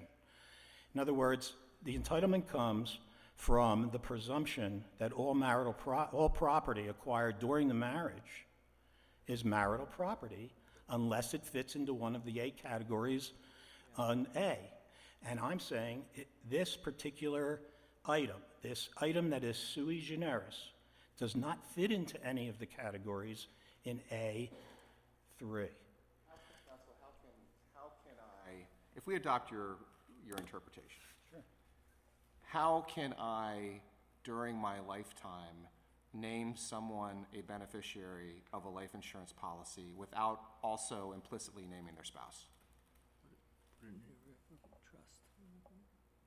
And not make it marital property? Is that what you mean, Your Honor? No, I mean, without also, the implication of your decision is that a beneficiary designation during the life of the insured is marital property because the gift is not effectuated until after death, and if they're married, there's a presumption, right? Well, It's not a gift, I'm sorry, you're saying it's not a gift, period. it's the acquisition of the proceeds. So if I want to designate as a beneficiary someone who happens to be married, but want to ensure after my death it is not marital property, how do I do it? Exactly. This is how there are methods. In fact, Henderson alludes to that and states it. Name that person as irrevocable beneficiary of that policy, and they have a vested right at that time once they're named irrevocable beneficiary. 2, you name the estate as beneficiary, and you write a will that specifies that those particular proceeds from that policy go to your friend. Well, since when do insurance policies have to pass by will? I mean, when I was Register of Wills, I remember lots of times insurance policies passing outside of will. Normally, when you have, Actually, that's the actual point of having insurance policies, and make sure they pass outside the will. or sometimes the fund and estate. So you keep talking about irrevocable versus revocable. Well, the person died, by definition, he or she can no longer revoke. I understand that, Your Honor, but that has nothing to do with whether or not this is a gift under the law. In other words, if we go through the traits... Mr. Rao, Yes, I sir. want you to finish your answer to Justice Weck, but you have a central point. You've made it very well. You withstood with questioning from all of us, and I think it's time to hear from the other side. So go ahead and finish this answer, but complete your argument for us. All right, thank you, Your Honor. So, getting back to Justice Wecht, it cannot be, first of all, which the trial court pointed out, the proceeds were never in the possession of the insured, and he could not possibly have given them as a gift as a result of that. Number 2 is an inter vivos gift requires donative intent, which is an intent to make an immediate gift, and delivery of the subject matter of the gift such that the donor is divested of all dominion and control over that particular gift, over that particular asset, and invests the recipient with full dominion and control over it. That never happened in this particular case, and inter vivos, by definition, is giving from one live person to another live person. Now, it's not a testamentary gift because Section 6108 of the Peth Code says that naming a beneficiary of a life insurance policy is not considered to be testamentary and will not be governed by the law of wills. But getting back to your other point, Your Honor, as to you were a Register of Wills and you didn't see any come through, but I was answering Justice Brobson's question. He asked me, how does it become non-marital property? And I was giving that particular response. So We understand. Can I your make argument. one other point? Take 10 seconds and make one last point. All right. The trial court is in our favor, even though it created a novel legal principle called an assignment of an expectancy given as a gift, which I briefed in the Superior Court. Superior Court ignored that particular provision and said nothing about it. The interesting part about the Superior Court opinion is this. They don't cite any Pennsylvania law to support any of their assertions.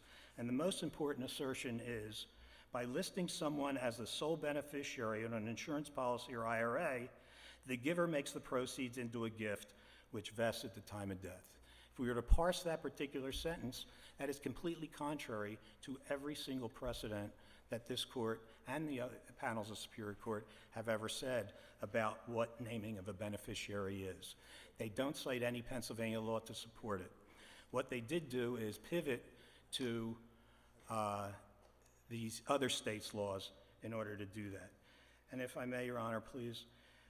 No, I really think we understand your argument entirely. Justice Todd just leaned over to make sure that we confirm that the trial court decided against you, that the Superior Court decided against you. If memory serves me, 6 other states using uniform language has decided against you. But you may carve a new path here today. Thank you so much. I appreciate it. Thank you very much for your time. Ms. Mercando, my advice is to be succinct so that you don't manage to grasp defeat from the jaws of victory. And we've seen it. Good morning, Your Honors. I'm Shannon Canavy-Mercando. It's my pleasure to appear before you today. I will keep my remarks succinct.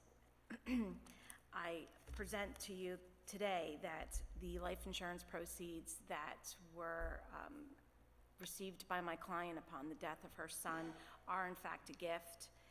We agree with the majority of the Superior Court's reasoning that said gift became perfected and vested at the time of his death, and the receipt of the proceeds completed the gift.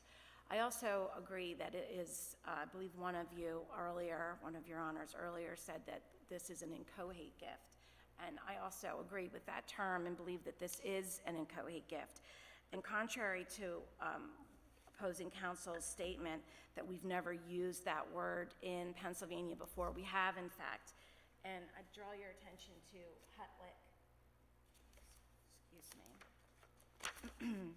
Hutnick versus Hutnick. In that case, again, a scorned beneficiary where a beneficiary who thought they were going to receive the money, a previous beneficiary, loses the right to be the beneficiary upon the death of the insured. The court in Hutnick in 1987 said that this type of hope is inchoate, and he is referring to the fact that it is a gift that has started but is not yet complete. And I offer to your honors that it becomes complete once the insured has died. Is that case in your brief? Yes, it is. It's also in opposing counsel's brief, and I also believe, although I'm not positive, that it's in the dissent's opinion as well. So just briefly, I'll state that all of the cases to which opposing counsel refers to are all related to scorned beneficiaries. We do not have a case before us that is in any of the briefs that is otherwise. The two cases that you referenced, Justice Todd, or excuse me, the one case that you were focusing on was Sutliff. And if I may, I can discuss those facts with you. The husband in that case received life insurance proceeds from his father during the marriage. In that case, he then commingled that money into a joint checking account. And our court has held that once you have transmuted or commingled this separate asset, you've now made, albeit unknowingly, you may have done so, you have now made it a gift to the marriage. And in this instant case, as is agreed upon, outlined in my brief, we do agree, both opposing counsel and I, that the proceeds from the life insurance policy in the current matter were never commingled and were always kept separate. And that is a fact to which we both agree and the record supports. Thank you. Thank you. If you don't have any further questions for me, I will close. Any questions?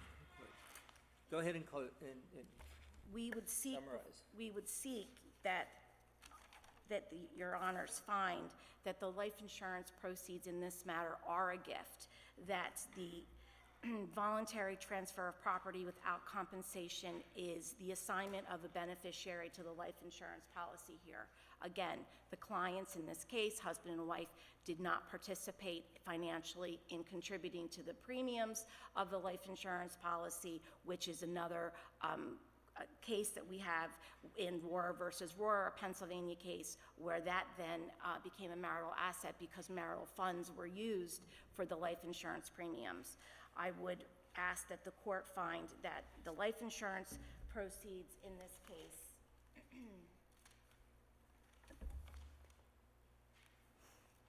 of which there are four proceeds, plus the IRA benefits, the various bank accounts, and the money market account, all designated for my client to receive as beneficiary upon the death of her son, be found and determined by this court to be a gift.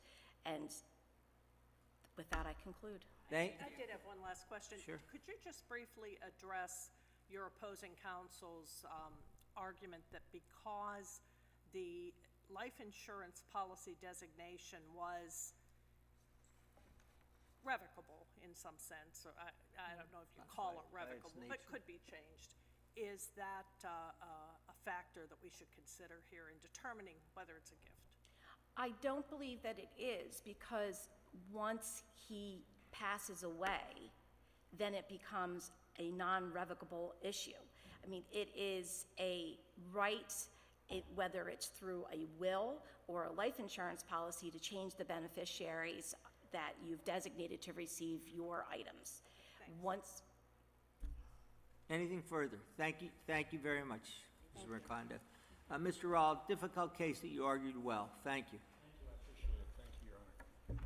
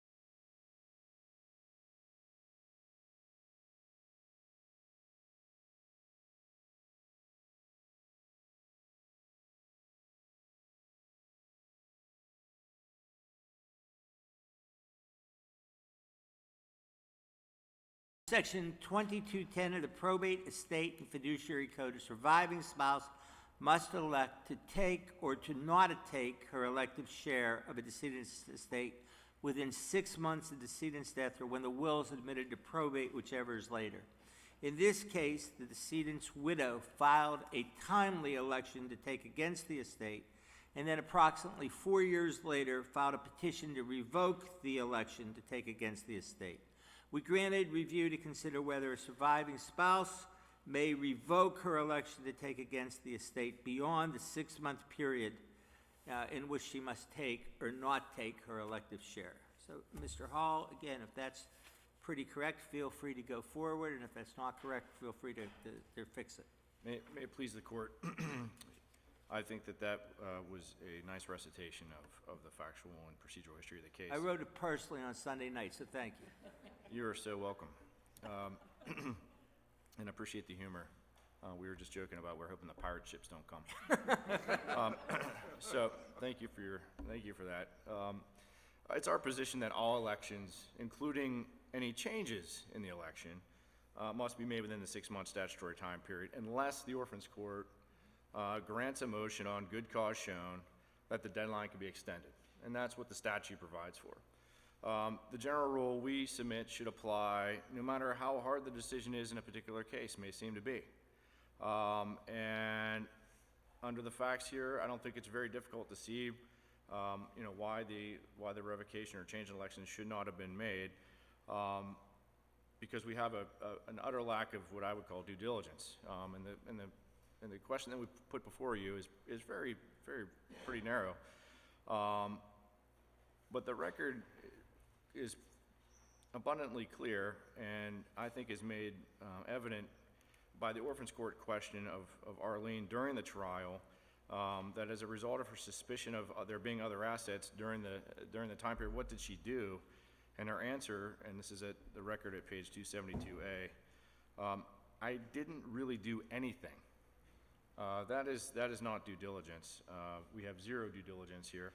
The one and only one exception to the rule, as far as I've ever been able to find, is that a surviving spouse will be excused from the statutory deadline, regardless of whether or not it's an original election or a change in the election, if she proves by clear and convincing evidence that she acted with due diligence, that she was a victim of actual fraud, and that her failure to act within the statutory deadline did not create prejudice to someone. There was not latches. There's a phrase that perpetuates through the case law, which is that she lacks full knowledge of the essential facts at the time of her revocation. Is that equal, is that the equivalent of fraud, or is that something different? I think that when you look at the history and how the full knowledge widow rule sort of evolved, and it's our position that it was cut off in 1917 once there became a deadline, and certainly in this court's opinion in Dobbs. But I think historically what we saw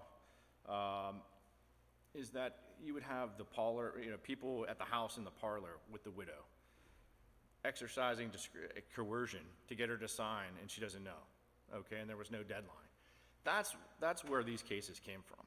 And obviously, that's not anything near what we have here, because we have an election that was done on the advice of counsel. Counsel was representing the estate, was actually administering the estate, and there was all kinds of knowledge of the assets, and that was in the testimony. But what we see in those cases, it's the compelling or the suspicion of fraud. So one of the cases that I cited, and it ended up being in a footnote, but I noted that the Woodburn estate was just like that. It was within a week or two of the date of death. People came in, asked the widow to sign it, didn't explain what it was. And the court said, yeah, we're not going to allow that to happen. And as that case was later described in the case law, and I think it's Bullios, I apologize, my French is not as good as my Latin. But in that case, the court adopted, a pure curiam opinion adopted the Orphans Court case, but it was described as a suspicion of fraud. And so I would suggest to you that that the full knowledge widow rule doesn't apply anymore. And to the extent when it did apply, it was when there was a suspicion of fraud, and it's covered by Daub's estate. And Daub's estate specifically said that the knowledge of the widow is not controlling. And obviously, we believe that the Superior Court erred by making it the actual controlling factor in its determination. Hasn't the legislature sort of taken care of this problem? I mean, as I started reading the statute in this case, it struck me that 6 months appears to be a very short period of time. And understanding the legislature's intent is to bring finality to these estate matters.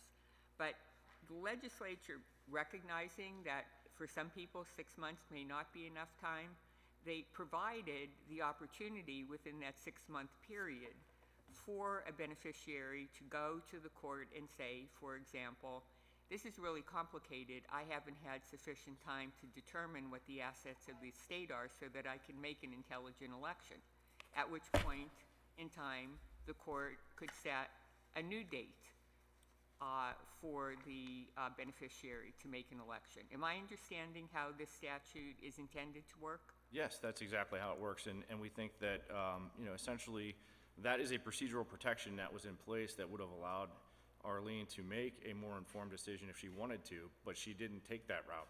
She took a provisional election with the understanding that she could revoke it at any time. Well, there is no provisional election, though, as I Exactly, there is no provisional election. You make the election, and my argument is that we need to encourage people to make the right election at the first election. And you acknowledge that fraud would be an exception, and your argument here is that there's no evidence of fraud. Is that accurate? I would agree that fraud is an exception, and it's not even that it wasn't proven, it was never alleged. And then we disproved it at trial by asking her that she wasn't rushed, there was no deception, there was no fraud, and so I do agree that because on the paradigm, on Arlene's end of the spectrum, there's no deadline, there's never a deadline. She could do this at any time under any circumstances. That's not palatable, I don't think, under the law. May I ask you also, Sure. the language lacked full knowledge that I referenced earlier does not require fraud by the other side. And there is an analogy in domestic relations law, which some of us know too well.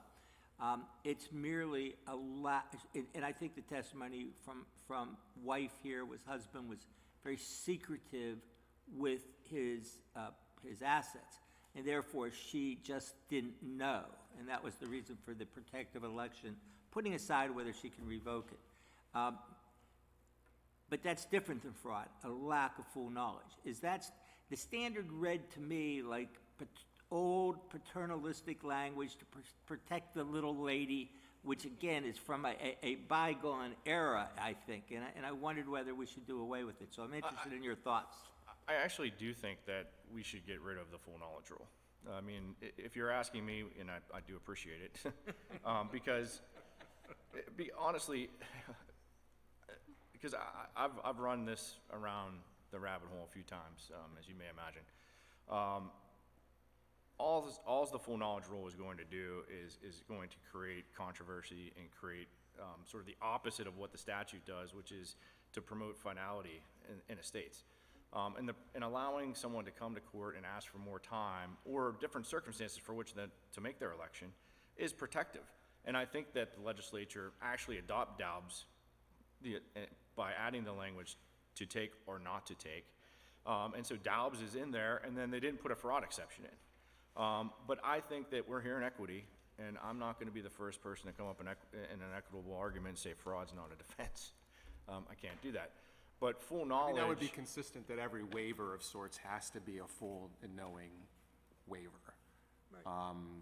The fraud follows any kind of a waiver, legal waiver argument. Yeah, so the idea is that I don't think full knowledge should be the rule. I think that, candidly, the legislature, the General Assembly, has said that knowledge isn't relevant because it's the mere passage of time. From the date of death or the date of probate, this is the deadline. You can go to court regardless of whether or not someone has knowledge or not, doesn't matter.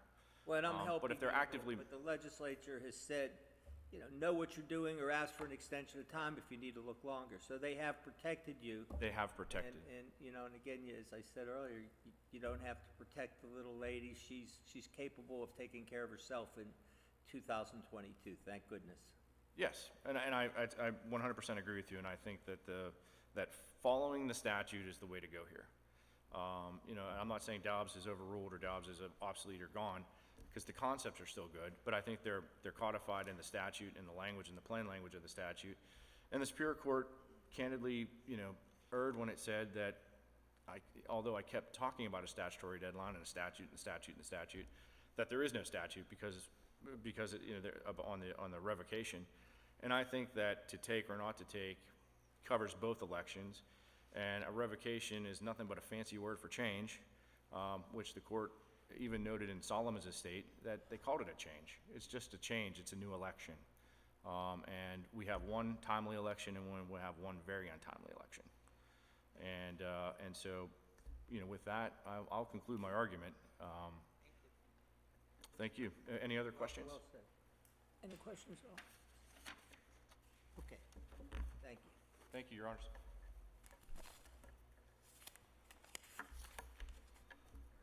Ms. Selden. Okay, may it please the court, Chief Justice Baer and justices, my name's Christine Selden.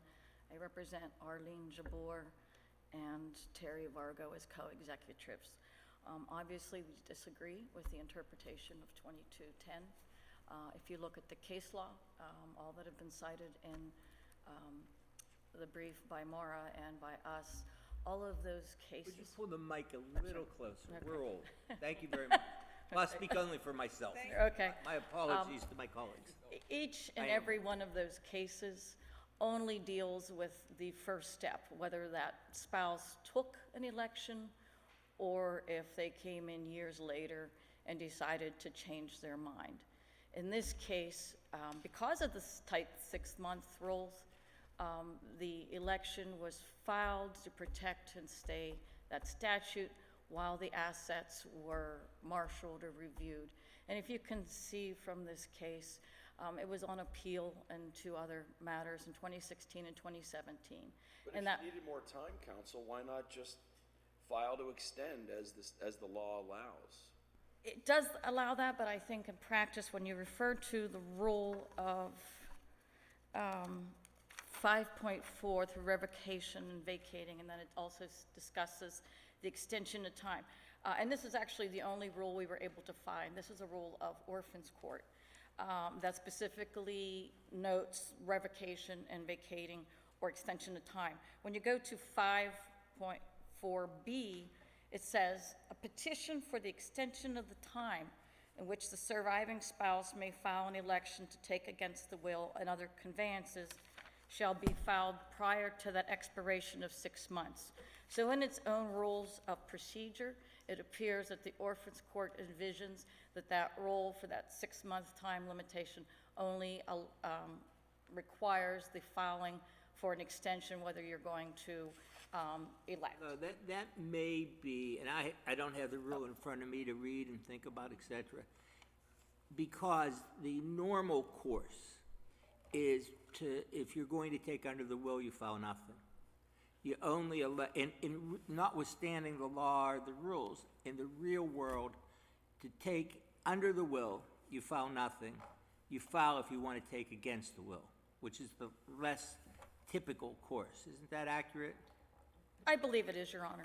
I mean, So therefore, the rule delivers, the rule, if I understand what you just explained to us, deals with the typical scenario where, and less usual scenario, where one's going to elect against the will, and doesn't deal with the typical scenario where one takes under the will. Right. In fact, actually, if you don't file anything in Orphans Court, it's deemed to take under the will. So, And following up, so realizing that, you know, we're not just deciding this case, but deciding, making a rule of statewide effect, I'm wondering how, in practice, your desired result would impact the world of estate administration, and how orphans courts handle these matters. If any surviving spouse could come in at some later point and say, you know what, I kind of sort of think there are other assets out there, I want to reopen everything at some later point, on some indeterminate later point in time, without any necessity not only to prove fraud, but even to allege fraud. What's the limiting principle that we can articulate, not just for this case, but for all cases? and I think that principle is actually discussed, and albeit all these cases are 1909, 1921, 23. I mean, they do talk about due diligence. We submit that maybe Arlene did say, I wasn't doing anything, but that doesn't mean that Attorney Pelger was not doing anything. Obviously, we were litigating whether these assets were going to become probate or non-probate. Sorry, now I lost my train of thought. I'm sorry, Your Honor. Can you articulate what the rule of law would be other than, you know, I would just like another shot at this thing, so let me in even though the time is run? And I think that's already covered by the statutes, where all these courts, when they acted, as in Dobb, they acted in equity. And they did look at whether there was due diligence. They did look and they found that there was a strong policy that a spouse would only take, and the election would be told until she or he had full knowledge of all the essential facts. But follow up on, But, did I interrupt? You're the chief. You, oh, okay. Well, no, I have just a very succinct question. To follow up on Justice Wecht, why wouldn't the savvy estate and trust practitioner have their client file an election to take against the will within several weeks of probate in every case, then over the next couple years look around and say, well, we can withdraw that one, and thereby sort of complicating estate practice unnecessarily?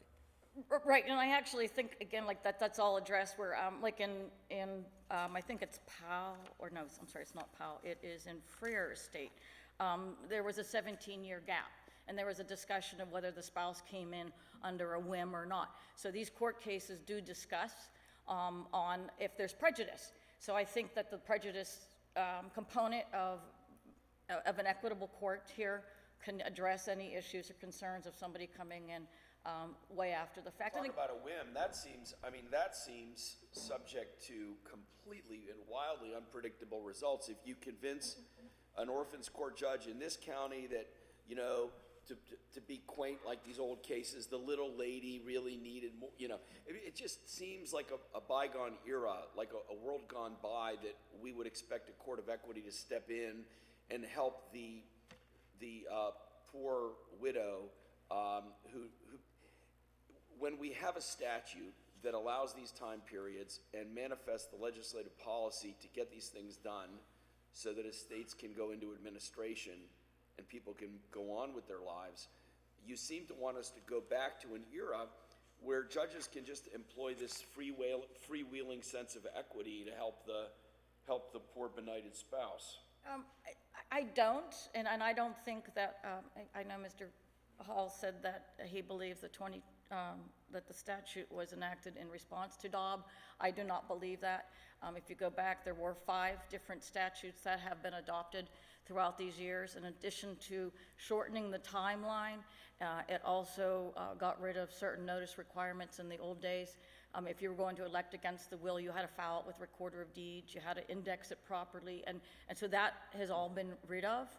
But I still submit that public policy-wise, the spouse still needs to make a decision with full knowledge of the assets. Register, not the Justice recorder. Robinson. Pardon me? Register, not the recorder. Oh, no, sorry, okay. No, actually, it was the Recorder of Deeds, and you had to file it in both places. In 1909, you had to file it in Recorder of Deeds and Register of Wills, and if there was a deficiency, then they said you still lose. Justice Robinson? I'm trying to understand the whole equity thing. Oh, okay. Because the principle that I learned a long time ago is equity has to follow the law. We have a statute here, and I'm not sure, and it may just be that I'm a little dense in this area. I understood your answer to Justice Weck's question, which was, if your client was unsure or didn't have all the information that she needed to make a knowing, conscious, voluntary election, why she just didn't ask for an extension of the period? Which is the remedy that the General Assembly has provided in those circumstances. And again, I submit when you read the statute and then you look at the rule of procedure, the rule of procedure only addresses that 6-month time statute in which to file an election, not a revocation of an election. No, So I understand. I'm talking about when you were originally elected. Why did you elect? That seems to me the point of decision, because at the time she elected, as I understand the facts, and I may be wrong on this, it was like a prophylactic election. It was, we don't know, we're going to elect because we can always later, revoke the election.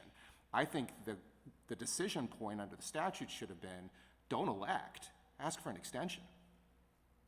But she didn't know what she didn't know until she learned she didn't know it. Right, and this was, Well, as you know, these are emotional. And I may be wrong. I may be wrong, but I thought I understood the facts that when she made the election, she didn't know. That the election was consciously made with the idea that I'd rather elect now, even though I have no idea, because I can always later revoke the election. And my point is, if she had no idea, it seems the statute tells her, don't elect, ask for an extension. Well, that's certainly allowable. Again, it obviously wasn't done here. This was a very emotional case. Stepmom and stepdaughter, very distrustful. She was very unsure of decision-making. So if you go back to the very beginning, Mr. Pelger had filed. This is your third trip to the appellate court since 2015. Yes, it is. Time Yes, to it wrap is. up And- this estate. So, okay, and I think we had Justice Todd on one of the Superior Court decisions. Counsel, the circumstances that you just described is exactly the circumstance that I see built into subsection B. In this case, you go to Judge O'Toole in Allegheny County and you say, this is a emotionally fraught situation, and we're of the opinion that there are hidden assets, and we need an opportunity to take a breath and look into the situation. I mean, that's what B allows you to do. And you had litigation pending involving this case. Judge O'Toole may have said, I'm going to stay the period of election until the conclusion of the litigation. I mean, he could have done that. That's what B allows him to do. And, as I said, 6 months sounds like a very short, harsh period of time, but it really isn't. It's tempered by the ability for situations like yours to go to the Orphans Court judge and say, give us more time to figure out what's going on here. So, okay, I do agree that allows that, but again, like I said, I don't think that was the practice, and when you look at all the case law that was in effect, that it does have a public policy of allowing a spouse to make a fully informed and have full knowledge of all of the essential facts, and I submit that Arlene did not have that here, and she should not be. If the court's going to change the law at this time and make a firm ruling that there was a firm 6 months statute, I would ask, pardon me? It's what the statute says. I mean, we would have to do something contrary to the statutory language to come to the conclusion that you're suggesting, Well, when you read even this, if we wanted to. but if you read the statute, and like I said, when you look at the rule of operation appears that the petition for extension of time only applies for an election to take against the will. So it doesn't, The statute says to elect or not to elect. I mean, I think that the rule says what it says for the reasons that the Chief Justice explained. Yeah,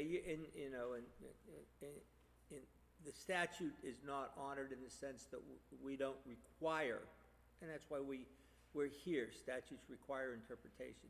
We don't require someone to elect in every case to take under the will, and that's your argument. Okay. Let me ask you before you sit down, and assume this does not harm your case, because I don't want you to say, well, I have to answer this way to protect my client. Assume this has nothing to do with your case, it's Justice Donahue just sort of focused in on what your case is about. Is it time to get rid of the lack of full knowledge criteria from Pennsylvania law? in a policy making, and I know you had earlier discussions with the district attorney about what roles should go to a committee or be judicially decided. I think this question, or the rules really, need to be rethought. I think as a policy making right now, that the spouse should be considered to have, or should be allowed to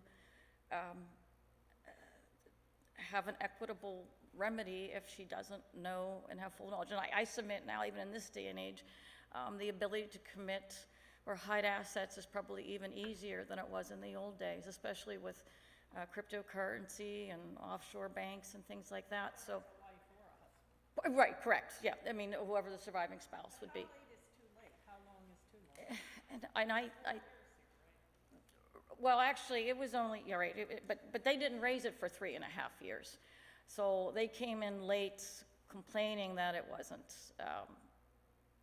pursued. So we did have a small argument in there about waiver. But as later, too late, I submit that. Well, they may have been too late to claim you were too late. Correct. So, Waiting to waive. Ms. Sullivan, did you introduce your co-counsel to the court? no, I did not. This is Attorney Bill William Kelger, Your Honor. So, yeah, he's been the one doing the being in orphans court. Anything you'd like to say in conclusion? We understand the argument. Right, I just, Well, obviously that there's a lack of prejudice to Mara here, and that the public policy is still promoted, discussing the factors in these cases. And there was a long existing policy to protect the rights of a surviving spouse. and you're in a court of equity. Yes. We got it. Okay, Thank you very much. Thank you, Your Honor. Thank you, Your Honor.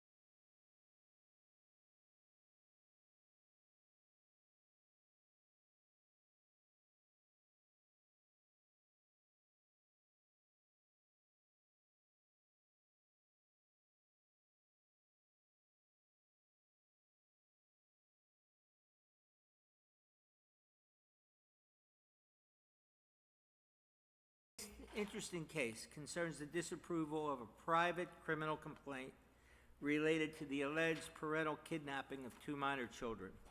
In the initial disapproval, the assistant district attorney cited evidentiary issues. At a later hearing, the ADA elaborated on those reasons, indicating several policy concerns involving investigating a crime where the accused, all the witnesses, all the evidence are, except for the victim, in Iraq. The trial court granted relief in favor of the complainant. Superior Court affirmed, finding that the Commonwealth's inability to conduct an international investigation was not disabling, and the Commonwealth's reliance on policy considerations deviated from one of the two good faith standards, that being lack of moral rectitude and sound thinking. The court granted allowance of appeal to determine whether the Superior Court erred by overturning the Commonwealth's disapproval. No, that's wrong. The Superior Court erred by affirming the Commonwealth's approval and directing the Commonwealth to accept and to transmit the complaint for prosecution, effectuate prosecution. So again, as I said, interesting case. If that's accurate, go ahead and present your argument. That is accurate, Your Honor. Thank you. Good morning, the Honorable Actually, Justice. just before you begin, what, and either of you can tell me, I'm just, this is pure curiosity, off the record, not part of the argument, which is why I asked you up front. Is Mr. Ajaj Iraqi? He's an American citizen. The children are American citizens, too. Is he from Iraqi? I think he was born in Iraq, and the wife was too. The wife became a citizen. All four are American citizens. Thank you very much. And I'm sorry to digress. Go ahead and begin your argument. Thank you, Your Honors. May it please the Court, Adrian Jabbour on behalf of the Montgomery County District Attorney's Office representing the Commonwealth in this matter. Your Honors, a basic precept of our form of government is that there is the executive, the judiciary, and the legislative branch, and they are independent, co-equal branches of government. The executive branch has the exclusive authority and absolute discretion to decide what cases to prosecute. And while there are checks and balances, a crucial component of the separation of powers doctrine is that one branch of government may not usurp the powers that are committed to another branch of government, and that is exactly what happened in this case. Can I ask you a question, Counsel? Sure.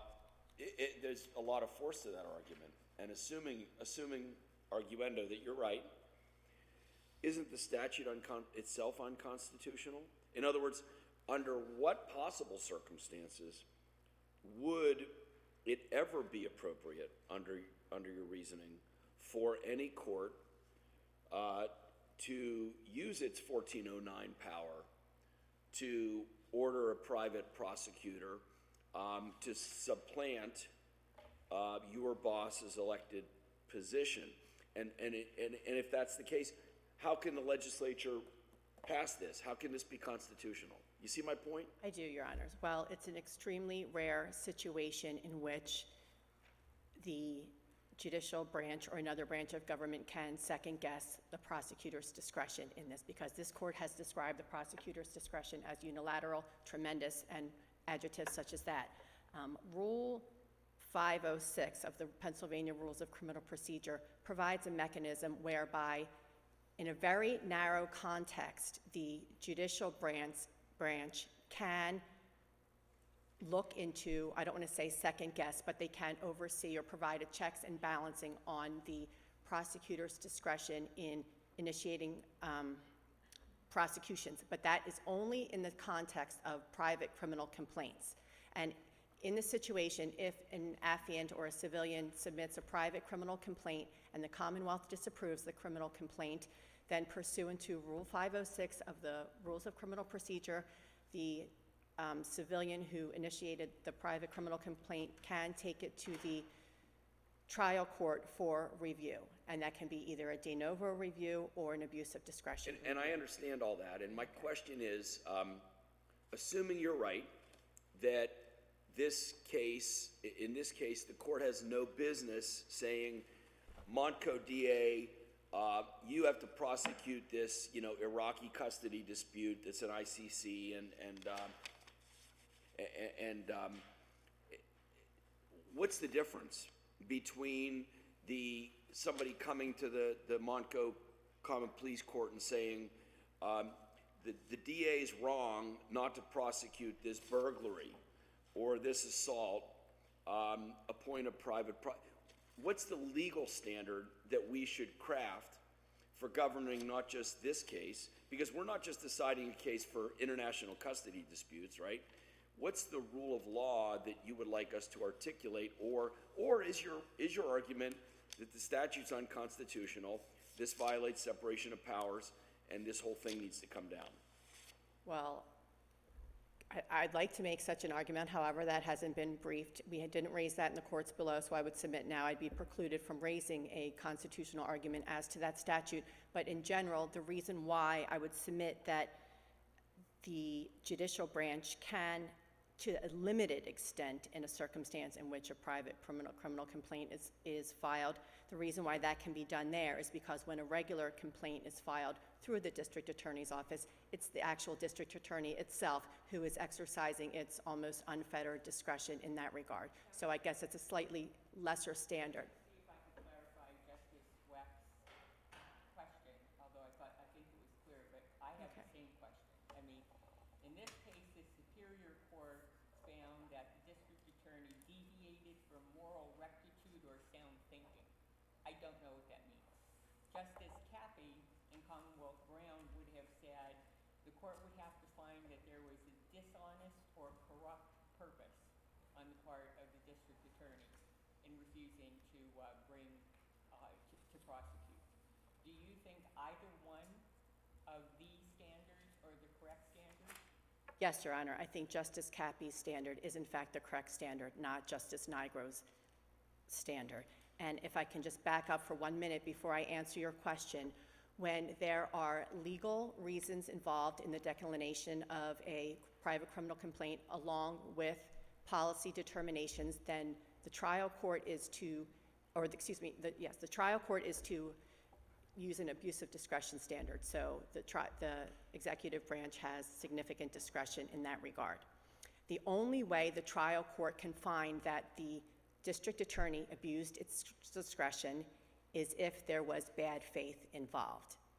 Now, implicitly, I guess the trial court found there was in fact bad faith, but in doing so, the court failed to recognize that there is a presumption of good faith and soundness. The defendant has the burden to bring in or demonstrate bad faith. He did not do that in this case. What the trial court found is that the Commonwealth engaged in some type of bait and switch conduct is what essentially the trial court found, because in our original declination, on the mere 2-inch line of the private criminal complaint, the prosecutor, who incidentally is the assistant chief of our family protection unit, she wrote evidentiary issues.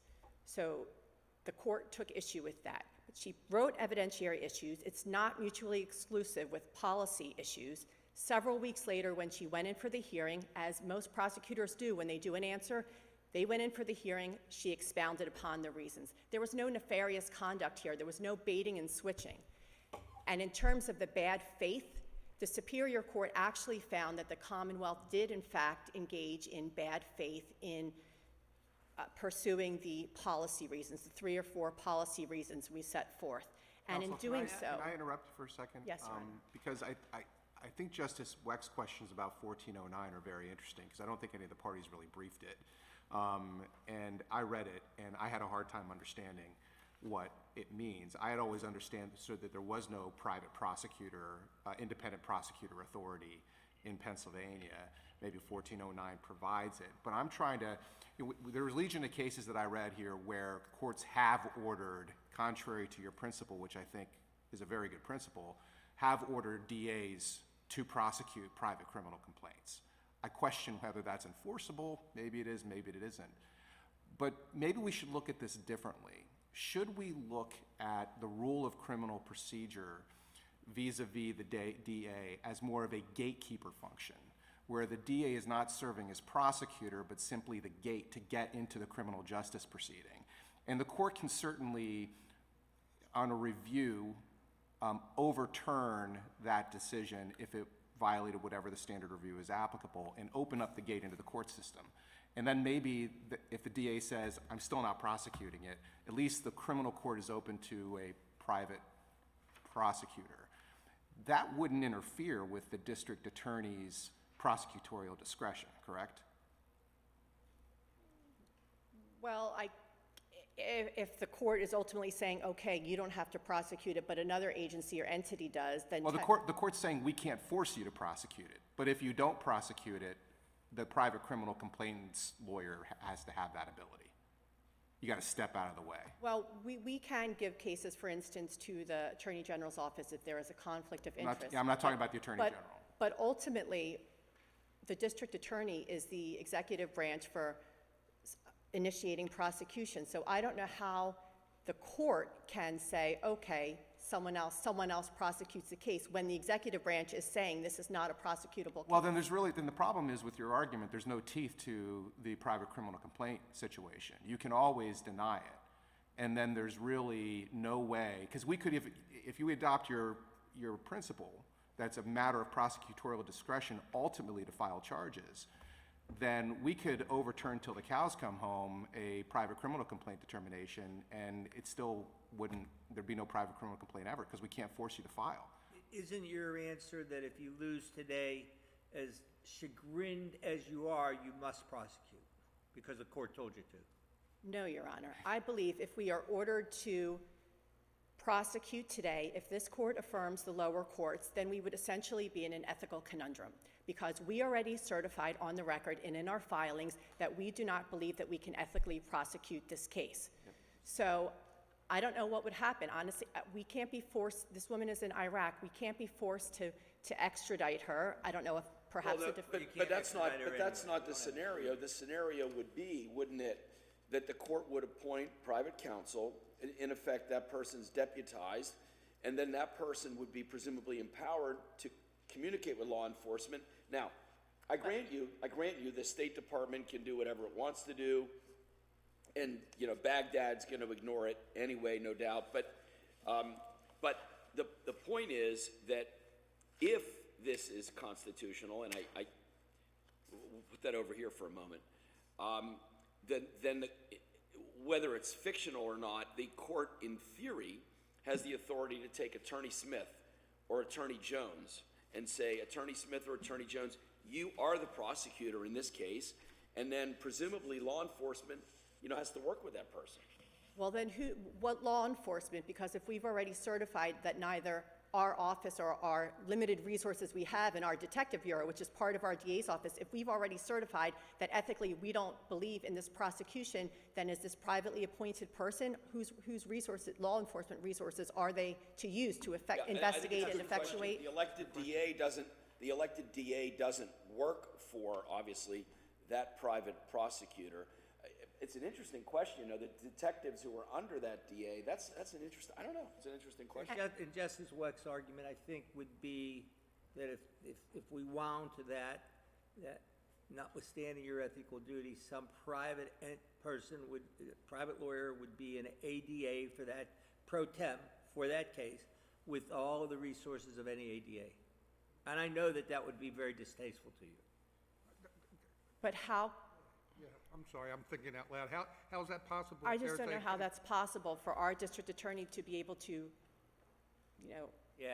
rent his detectives out. And I don't know if this court, if the decisions are affirmed and it's remanded, I don't know.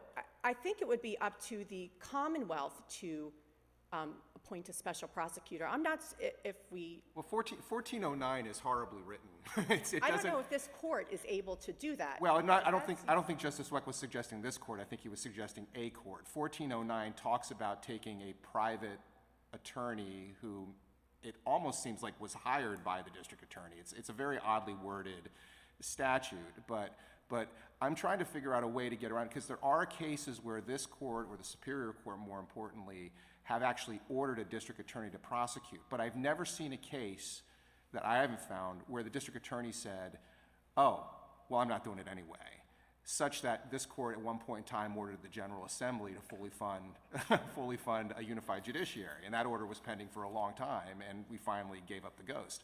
But I would think in order to tell a district attorney, or theoretically the Attorney General, to prosecute a case, we would have no ability to enforce that. I agree. Can I change? If you have any further answer to Justice Probst and Justice Weck, feel free, and then I want to change subjects. If I can address Justice Donahue's question, I never fully answered her question about the bad faith. Actually, that's where I wanted to go. Yes. Honestly, if we address this in the context of the issue, I think that's been presented to us, we may avoid this the whole thing. other issue of what if we affirm? And let me ask a question that's in furtherance of bad faith, so it'll get you back on track, okay? Okay.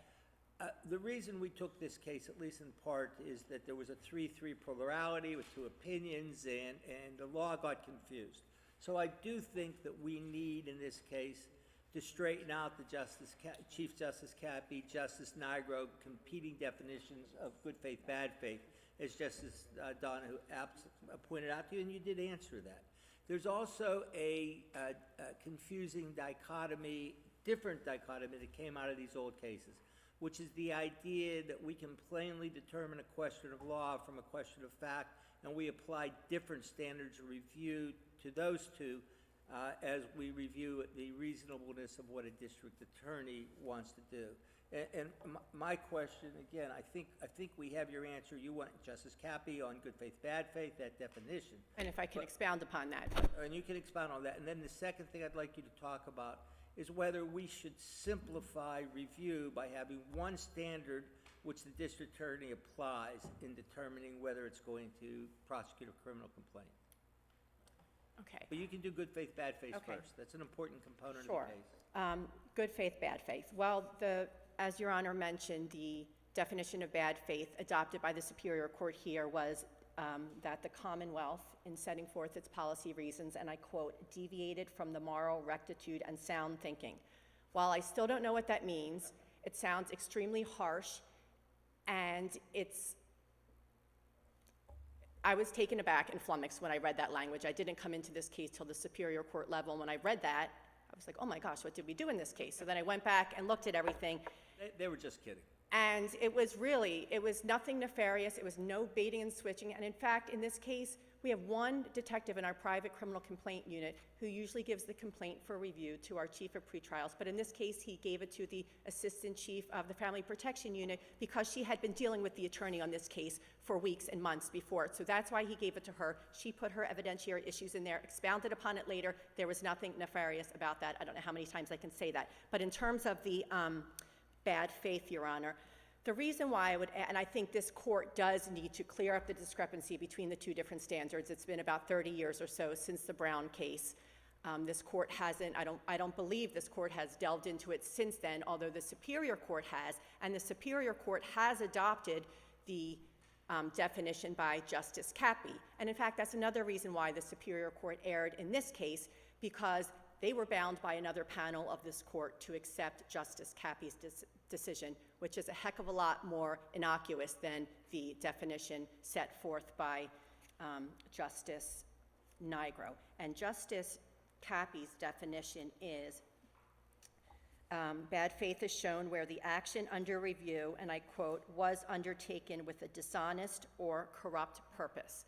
And the reason why I would submit that that should be the appropriate standard for bad faith is because the definition employed by Justice Nigro essentially causes the court to engage in fact-finding and substituting its judgment for the judgment of the Can I briefly follow up prosecutor. on that? I think there's a lot of appeal to that. The only problem with it, and I come back to this mess of a statute.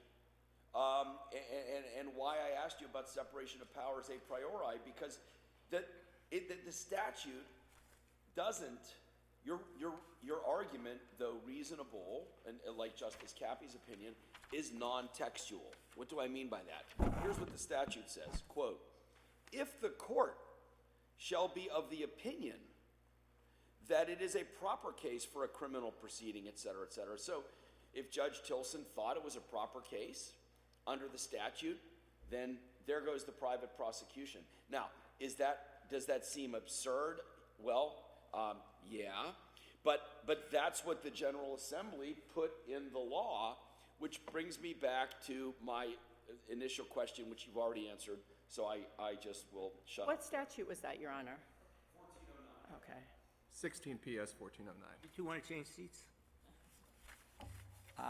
Ms. Guppy, let me bring you then to the second half of my question. The first half was good faith standard. And again, I'm in agreement with my colleagues. I don't think the constitutionality of the statute's properly before us. As you said, that's teed up for you to bring back on another day. Yes, Your Honor. But what is before us, in addition to the definition of good faith, is this idea that there are two criteria under which a court reviews a district attorney's declining a private complaint. And which criteria is applied depends upon whether the court sees the issue as a question of fact or a question of law. And again, it seemed to me, but this is why we have oral argument, it seemed to me that it would be better in terms of the fair administration of justice to adopt a standard of DA discretion and not get into the nuances of what we're looking at as a question of fact, question of law, or in accordance with the old Justice Cappy case, somewhere in between, and you begin to weight whether it falls closer to fact or closer to law. Any thoughts on that at all?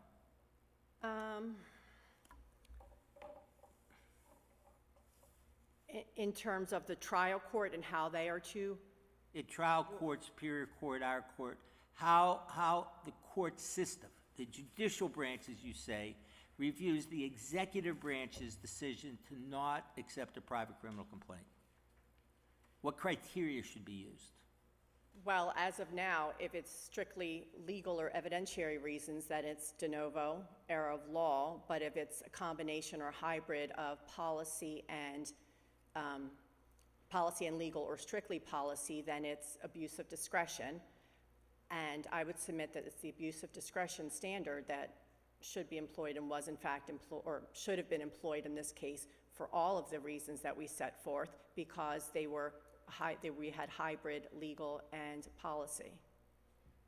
And that's fair enough. Where I was, and I think I was where Justice Wecht and Justice Brobson are in all candor, and where I think you were, which is this is the DA's call, and the court should not get involved regardless of whether it's law or policy unless it's abusive, the decision of the DA.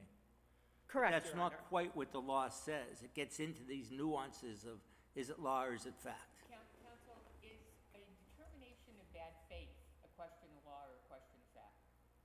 I would say it's a question of fact.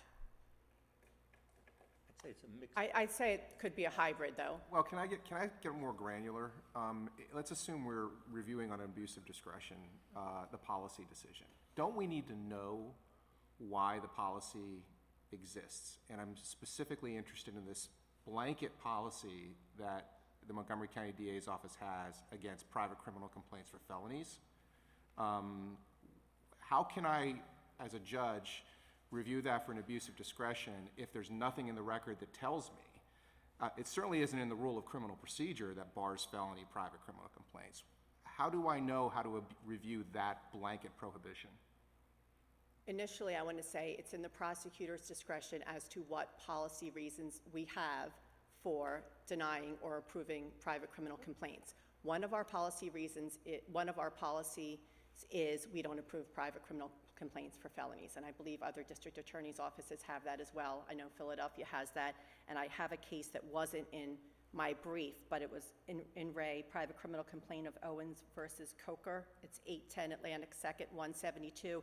And in that case, the Superior Court upheld the policy of disapproving private criminal complaints for felonies as long as they're rationally related to a government interest. And in that case, it was the private criminal complaint unit doesn't have significant enough resources to deal with private criminal complaints. And I would submit that that is part of the reason why we don't approve private criminal complaints. I appreciate your testimony. And There's I will nothing in the concede record. that's not on the record. Right. I understand There's that. nothing on the record that tells me the basis for the policy. You're So right. how can I review it for an abuse of And discretion? then further into Justice Brobson, my ears perked up too, because if that's the rationale, you better have a hearing and put that into evidence. Yes, and another rationale is because it's a felony case, not a misdemeanor. Often when we have people come in for private criminal complaints, assuming we approve it, which we very rarely do, regardless, we never approve for felonies, but even misdemeanors, we rarely approve it. But if we do, it would actually be the civilian affiant who would handle the preliminary hearing, subpoena whatever witnesses they need and everything. We don't jump in until later on. So certainly a civilian witness would not be able to handle something like that for a felony. And we have, this is not part of the record, but I'd ask this court to take judicial notice because you just have to look on the county website. We have written down what You go in through the county website, it's either there, and you can click on the Montgomery County DA's office website, and we have our policy set forth there for private criminal complaints. Now, it doesn't say why we don't take felonies, but it expressly states misdemeanor charges only, and then let me back up. It does say, kind of says why we don't take them. It says we prefer you should go to a local police department. It says, and I quote, "The agency will not approve any felony charges on private criminal complaints. If you want to bring any felony charges, you will have to go to the police agency where the incident took But place." my understanding is that this, and we'll hear from the other counsel, went to the police department. The police department says file a private criminal complaint with the DA. Well, it's not in the record that, Well, if it's not, then I apologize. it's not in the record, but it is in the I believe it's in a filing that he did go to a police department, but I don't believe it's in the record what the police department told him. I have contacted the police department, so I'm aware of what went on. We but- don't want you to become a witness. Right, so I'm not going to be a witness. But yes, he did go, it's my understanding he did go. We're a little far afield, and I hesitate to push further. But just since you're here and you're good at this, is it a per se abuse of discretion to have a blanket policy that regardless of facts or regardless of circumstances, you will not take some species of cases? Absolutely not, Your Honor. As prosecutors, we have almost unfettered, and I say almost unfettered discretion, what kind of charge, what kind of cases to take to trial, what kind of policies we have in place.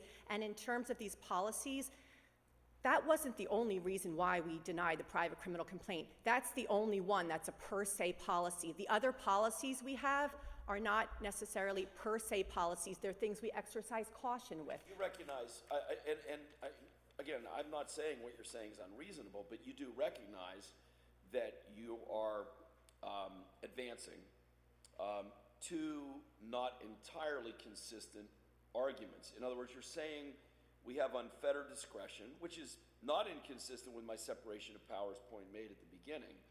But at the same time, you're saying we have a bushel full of discretionary reasons.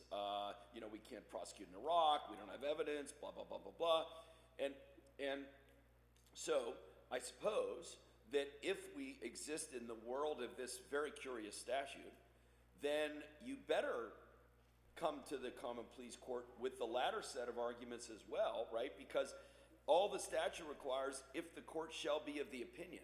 So if you go in front of that Common Pleas judge and says, we are stiff-arming all felony private complaints, well, the judge is going to open up a can of you-know-what on you, right? Because you haven't given him or her any discretionary bases.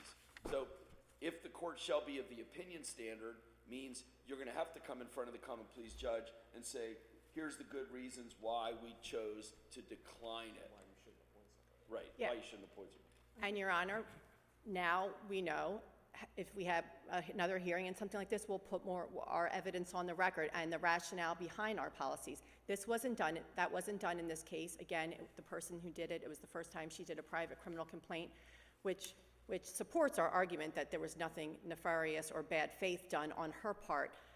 But even if for some reason the court were to find, but let me just back up, Justice Wecht, to what you were saying about the statute, if the court decides, well, that has to be read in connection with the case law on Rule 506 and all the case law interpreting it, saying that the executive branch has discretion on deciding what cases to bring to trial. So it has to be read in connection with that.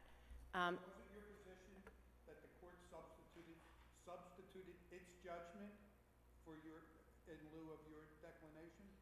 100%, both the Superior Court and the trial court. And the Superior Court, their standard of review, they were supposed to determine whether or not the trial court committed an error, not whether we were incorrect in our assessment of the private criminal complaint. Not only did they substitute their judgment for that of the executive branch, the prosecutors, but the trial court took into consideration numerous things that are not part of the record.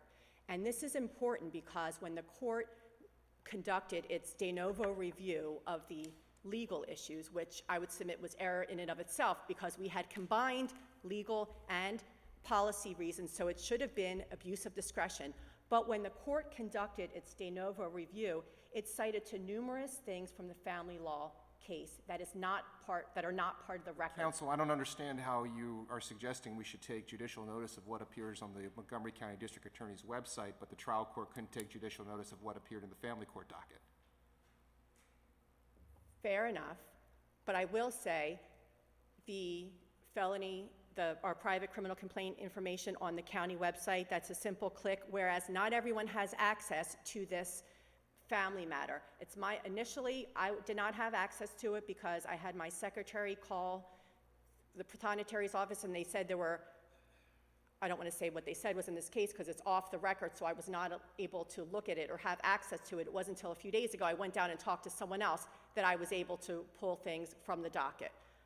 Perhaps, and I think, I will say it because I believe Mr. McIntosh mentioned it in his brief, there were in fact PFAs at some point. I don't know if they were withdrawn or denied, but that's why I wasn't able to look at the docket or the filings initially, but later on I was in fact able to.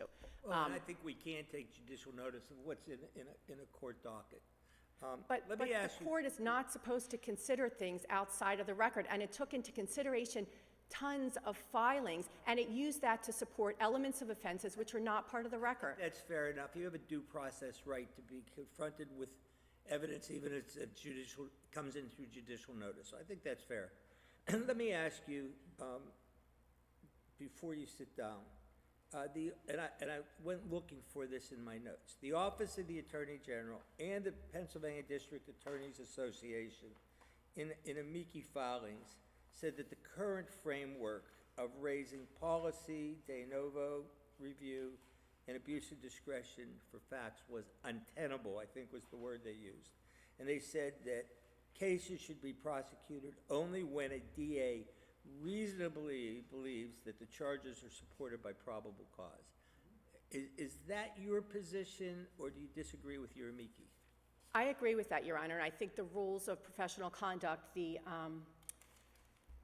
American Bar Association rules and the National District Attorneys Association rules, they have similar language in there. And quite frankly, when we become DAs, initially we go to DA school, and one of the first things we're told is if you have a case and you don't believe you can get a conviction beyond a reasonable doubt, do not take the case to prosecution.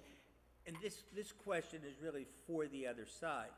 But one of the things that I thought in reading this is that they don't really believe or even want a conviction. What they want is a felony charge so that they can go to Interpol and get a red notice so that if she's noticed that they get word and they can hopefully go get somebody to pick her up.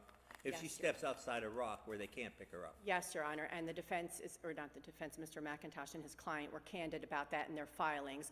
And what I want to say is so that they are trying to use this prosecution as a tool to get the children back here. That's not the reason why we prosecute cases, as Your Honor knows. And even if we were to get a conviction, there's no way we can bring those children here. And even if and this is in the filings by Mr. McIntosh, with either the State Department or the FBI sent a letter to Mr. Ajaj's prior counsel. Like, a red notice isn't going to bring the children back. Right. Maybe if the Iraqi people, if a red notice is filed or an arrest warrant is sent out there, the Iraqi people are probably, law enforcement there, are probably not even going to comply with it and get the woman or the mother. So, best case for them, they'll get the mother. As opposed to her uncles, but yeah. And then are we going to extradite, and even for a red notice, for us to apply for a red notice, we have to certify that we believe there's probable cause that a crime was committed. We have to certify that we're going to extradite the person, pay for the extradition, the translation, the attorneys, and all of that. And we're not willing to, or able to do that. Well, certainly that wouldn't be you. Under the weird world of 1409, you keep saying, we're not going to do it, we're not going to do it. Well, Judge Tilson's knocking you out of the box. And, you know, I mean, you know, you may... Unless this court reverses. Unless this court reverses, then we won't. 1409 only makes an individual an agent of the Commonwealth. It doesn't imbue them with the power to issue arrest warrants. Correct. You're right. There's a huge distinction between an interpretation of 1409 empowering someone for an abuse of discretion because they want to have a personal vendetta or agenda, being a member, an agent of the Commonwealth, exercising full strength and might of the And Commonwealth. resources, Right. Ms. Jabbour, you've done a really good job. As you can tell, we're intrigued by the case, and we're gonna have to take it under advisement and look hard at it. Is there anything you'd like to say in conclusion? Well, I have two things. I have my conclusion, and then there is a case in Superior Court, Animal Outlook, I believe it's called. And about a month ago, I believe they're filing a petition for allowance of appeal in this. It's a similar issue, not with child kidnapping and things like that, but it's a private criminal complaint, which the Commonwealth may be appealing. So just, and it's my understanding from the argument in that case, the judges said to the ADA, well, what do we do here? If you've already certified, you can't ethically proceed, then what do we do? So it was a similar type of issue that might be before your honors sometime soon. We'll watch for it, put it on hold, Okay. and decide this case. That happens every day. Very briefly, in conclusion, in short, this is not simply about making a legal determination as to whether Mr. Ajaj presented sufficient evidence of the elements of the crimes he wanted charged. Instead, it's about the ethical obligation of a prosecutor to pursue charges only after a sufficient investigation, including potential affirmative defenses and a discretionary decision about how to utilize our limited resources in pursuit of that investigation. A trial court may disagree as a matter of policy with the decision of the DA's office to disapprove the charges, but it may not substitute its own policy decision for that of the executive branch official tasked with making such determinations in the first instance. Any other rule allows judges to be both the judge and the prosecutor, and that's not permitted pursuant to the separation of powers doctrine. Thank you, Your No argument. Honors. Mr. McIntosh? And as an aside, moral rectitude comes from Justice Nigro's definition, Webster's definition. Yes, and Justice Cappy's comes from the established case law. McIntosh, you should be well teed up here, to lots to discuss. That's right. Good afternoon. And may it please the court. My name is Scott McIntosh. I represent Louis A.J., and he is the father of the purloined children. Purloined is Judge Tilson's word, not mine. This case is not about the prosecutor being forced to take a case that they don't want to take. And it's not even about the 1,668 days that my client's been without the children. It's only about whether Judge Tilson abused his discretion or committed an error of law by granting the reversal of the disapproval of the criminal complaint. One of the policy reasons that was raised at the last minute at the hearing on the de novo review was the Commonwealth didn't want to criminalize custody issues. Well, I would argue it's not a custody issue, it's a kidnapping issue. And all 50 states and the federal government criminalize parental kidnapping because children are harmed. Look at the Crimes Code 2908, it's titled Missing Children. We know this. Okay. And the two statutes at issue here is 2909 and 2904. It's a misnomer to characterize this as a child custody. I'm sorry? It's a misnomer Oh. to characterize this as a child custody dispute, although the origin of it certainly was. And Agreed. it's a very unfortunate case, and nobody doesn't have empathy for your client, who we all understand misses children horribly. It's just not the legal issue before us. Sure.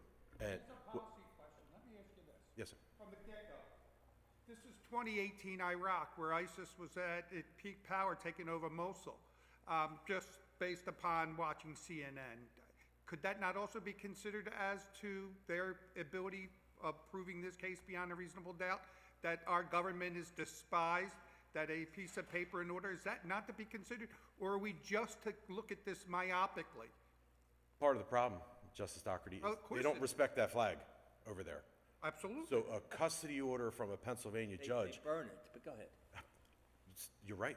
And so sadly, a custody order granting the father sole custody and bench warrants for the mother's apprehension and orders to return the children to the jurisdiction of the court have no effect internationally, which is, Whether they're criminal or a domestic relations, matter. It doesn't make any difference over there, right? They're not gonna respond. They're going to burn our flag, they're going to destroy a piece of paper with You're right. some Well, judge's and- signature. and Let's be legally- real. Legally, they Justice, you're are, right. I actually looked, and they are part of the Hague Convention. The difficulty is the Hague Convention requires a treaty between the two participating countries, and we That's don't right. have a treaty with them. That's right. So you can't use the color of law to get the child back. unfortunately, my research has shown me the same thing. They are a signatory to the Hague Convention. No, I'm sorry. They're a member of the Hague Convention, but they're not a signatory with the U.S., so we won't have mutual cooperation. Treaty, in my life, I've gotten kids back from all sorts of countries, but Iraq's not among them. Exactly. I know if it was France or Brazil, maybe we'd get a little more movement. But I would argue the criminalization of the custody issue was the custody judge issuing her order. Pretty unusual step that any and all Montgomery County law enforcement authorities are ordered to assist with the apprehension of the mother and the return of the minor children. Now, we filed a private criminal complaint on May 31st, 2019. Judge Carluccio, the custody judge, issued her order also on May 31st, 2019. We didn't ask her to do that. I didn't know she was going to do that.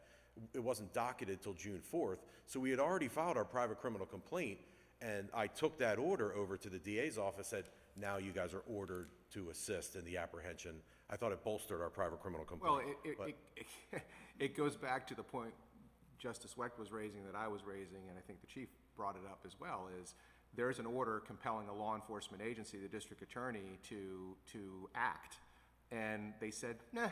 Correct. Yeah, so, I mean, but that's the whole problem of this scheme that I see, is there's no teeth to it. There's nothing, I still struggle with the idea, and I know it's happened in the past, that we can compel a district attorney ever to file criminal charges. Well, and they didn't just say, what they said is we're caught in a conundrum where we ethically don't believe we can prosecute in this case. I'm finding out for the first time today that if you order them to transmit the private criminal complaint for prosecution, they're not going to show up. And so, Justice Wecht, you were asking about the burden. The brunt of the expense and the burden falls on the victim. I assumed that the district attorney's office would comply with the court order to transmit the Right, if criminal not, complaint. they're in contempt. If not, they're in contempt. If they defy the order, How do they they're not in comply with? contempt. I agree. And they might not like it. That's really what it's about, is no one's going to tell me what cases I can take. Well, you're ordered to prosecute it, and so you have the duty to, even if you think there might be evidentiary issues. Mr. McIntosh, Yes, sir. may I ask you, I feel like it's an interesting case, and we're skirting all around the central issues.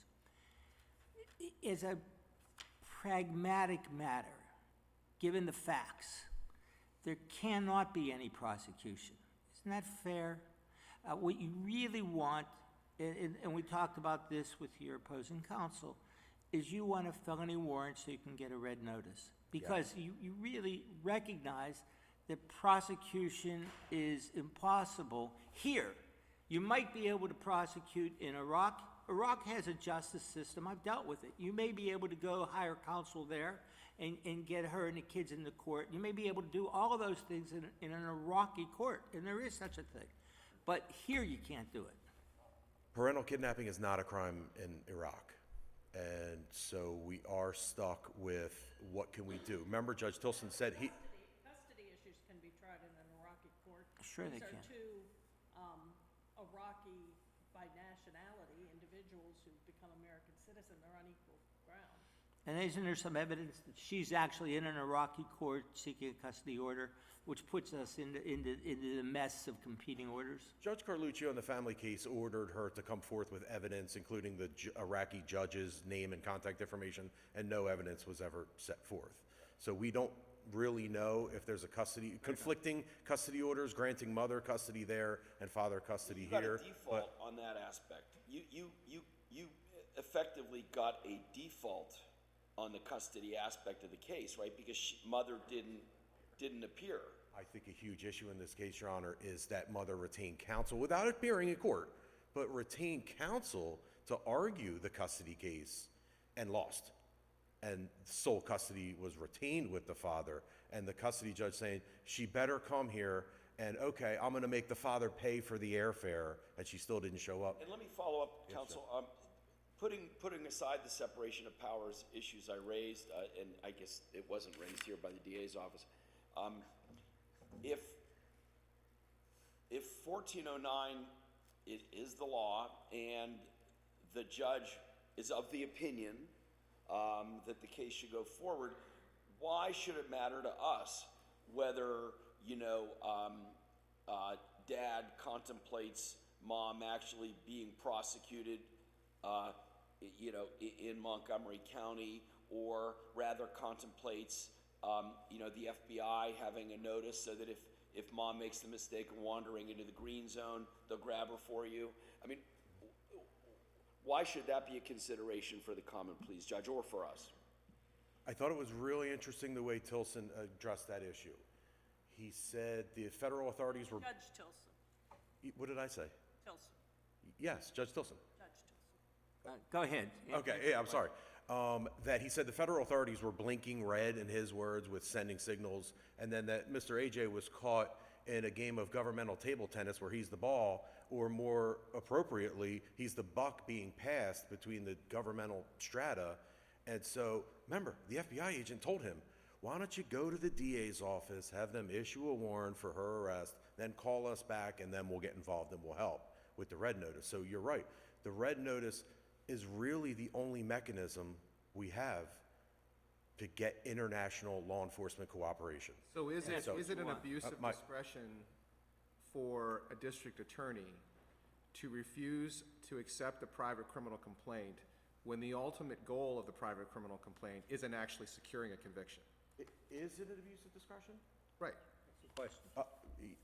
I absolutely think they abused their discretion for multiple reasons, is because the criminal complaint did set forth prima facie evidence as found by the trial court. No, and the Superior Court. my But question was, if the evidence before the trial court judge reflects that the only purpose for securing the private criminal complaint was not to get a conviction, was some other purpose, is it a sound exercise of discretion that we shouldn't interfere with for the DA to say, yeah, that's not what we use the private criminal complaint process for, we're not prosecuting that, we're not approving it?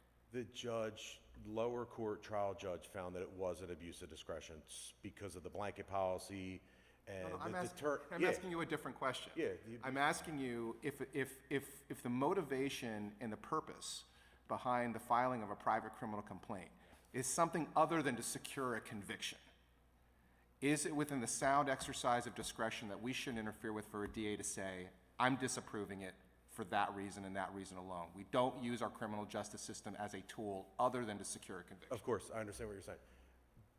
There's a deterrent issue, which I'll address later, but by getting the mother for committing the crime, that opens up the father to being able to regain custody of his children. Oh, I get that. Yes, and so I'm a just saying. crime was committed, and we can either choose not to prosecute that, which I think sends the wrong message to citizens of Montgomery County, that you can do parental kidnapping, certainly international parental kidnapping, and we just don't get involved in those cases. Counsel. Yes, sir. Permit me to dive into the issue of policy in the district attorney's office, their policy not to prosecute felonies. Considering that felony, as we know in criminal law, is the highest level, will indicate, if not direct one to jail, and the collateral issues, such as forcing a prosecution, getting a conviction for a felony, which could add prior record scores, which will be a direct entree into incarceration. What is your argument against the district attorney listening to the evidence, determining that they don't have the ability to seek a conviction beyond a reasonable doubt, and they're balancing the fact that they don't want to abuse their authority to provide an individual with an additional prior record score of 4, which will absolutely permit them to be incarcerated at sentencing? Why is that a violation or an abuse? I agree with Judge Tilson when he found that policy, blanket policy of not accepting private criminal complaints for felonies, it was an especially bad one, quote unquote, because it ignores the commission of crimes that fall through the gaps with the law enforcement affiants and the private affiants. I know my colleague stated that the policy, Judge Tilson said it would have been easy enough to introduce the policy at the time of the hearing 3 years ago, and they didn't do that. And the first time they introduced it was in this brief to the Supreme Court. And so that was the first time I saw it, a written policy. But Ms. Jabbour stated that the policy of misdemeanors only, they don't have enough resources to prosecute private criminal complaints for felonies. You have enough resources to prosecute the lesser, lower level crimes, but you don't have enough resources to prosecute felonies? That does strike me as an especially bad policy across the board, blanket. And I do believe So as it's... a defense attorney, Yes, sir. it's your position, you support representing clients who are now prosecuted by vindictive private citizens under the guise so that your client can now be incarcerated. Don't you find that to be somewhat compromising with your ability to protect the constitutional rights of a client? Yes, Justice, but I believe that there are sufficient safeguards to prevent meritless prosecutions. Isn't that why you have the discretion to the Commonwealth to deny a private criminal complaint and just have it reviewed by a judge to see if there's been bad faith or some other basis? Yes. I'm And confused. my colleague and I were talking this morning about meritless private criminal complaints that may be submitted because you bumped into me at Wawa, or she was mean to me, and they have the discretion to say, no, that's not a crime. We don't prosecute those. Those are disapproved. There is a mechanism in 506B where they can request review by the trial court, and so the trial court is sort of the gatekeeper to evaluate whether that was an abuse of discretion. So if a police district and the district attorney's office don't believe there's sufficient evidence or probable cause to effectuate an arrest, where is this private citizen authority coming into play, and what gives that a judge the authority to trump two independent forms of government? Rule 506. Rule 506 says if the private criminal complaint is approved, then it'll be transmitted to the issuing authority. If the private... Reviewed by the court, though. No, because it's already been approved, if the DA approves it. If the DA disapproves it, then the complainant can file a petition for review with the trial court, and that's where we look at the competing standards of review. Is it legal consideration for de novo, or is it abuse of discretion? And that was, I thought, what the trial court and the Superior Court were troubled by, is the waiting a month and then showing up and saying, oh, it's policy reasons, by the way, knowing that it heightened the standard of review to highly deferential.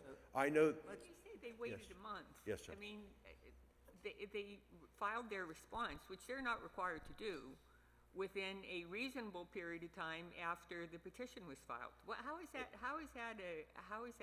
something that ends up as being bad faith, for heaven's sake? Judge Stilson said it was the belatedly crafted policy reasons. He cast doubt on their genuineness. That's only because he interpreted evidentiary issues in his own mind as to what that might mean. I mean, the evidentiary issues doesn't mean a prima facie case. I mean... I believe if the sole reason for the disapproval being evidentiary issues is a legal it's a legal sufficiency question. How is that? Subjecting it It's not a legal sufficiency question. An evidentiary issue is, we don't have the resources to pursue this. You're looking like that's a ridiculous proposition. Justin, but let me finish. Sure. Let me finish. I mean, this case, regardless of how you look at it, if you look at it from 30,000 feet, this case involves having somebody look into something on the other side of the earth. I mean, and if the district attorney is saying, we just do not have the resources to adequately investigate this to assure ourselves that we can prove a prima facie case beyond a reasonable doubt, how do you question that? I mean, that's not a legal question, we have one investigator. That's a policy question. I agree. And so if they would have just wrote policy issues, we don't... Yeah, because it changes the standard of review for the lower court. see, but again, and I'm in furtherance of exactly what Justice Donahue is saying to you. That's the whole problem in this area of the law, that most of the time you don't have pure questions of law or pure questions of fact, you have mixed questions. Agreed. So you get into this quagmire that you're talking about. But if you're going to go by 2 words on form, the district attorney can't win. If they had said no prima facie case, then you'd say, well, that is absolutely positively something that needs to be looked at de novo. If they would have said policy reasons, Judge Tilson would have said, well, what does that mean? They can't come in later on and tell me what the policies are. I mean, this deserves, in the context of filling out a form and then waiting for a reasoned response to a petition, it deserves at least giving the district attorney the ability to expound on a 2-word response on a form. That's why I wrote in my brief that they could, a lot of the private criminal complaint cases that we've read list paragraphs of the reasons for the declination, or they could have wrote "see attached" or sent a letter. Here's the 5 to 7 reasons why we choose not to prosecute this case. They didn't do that. They just wrote evidentiary issues. They didn't Because it dream it was changes the gonna end up standard of here, review that's for all. Judge Tilson by not putting us on notice that it was going to be policy considerations. That's why I filed the petition for de novo review, because it was a legal reason. So I wasn't on notice that it was going to be the 5 to 7 policy reasons until we got there. And one other thing, let me just add, is the Superior Court noted, I thought it was interesting, that the hearing, remember, we found out for the first time policy reasons, these belatedly crafted policy reasons.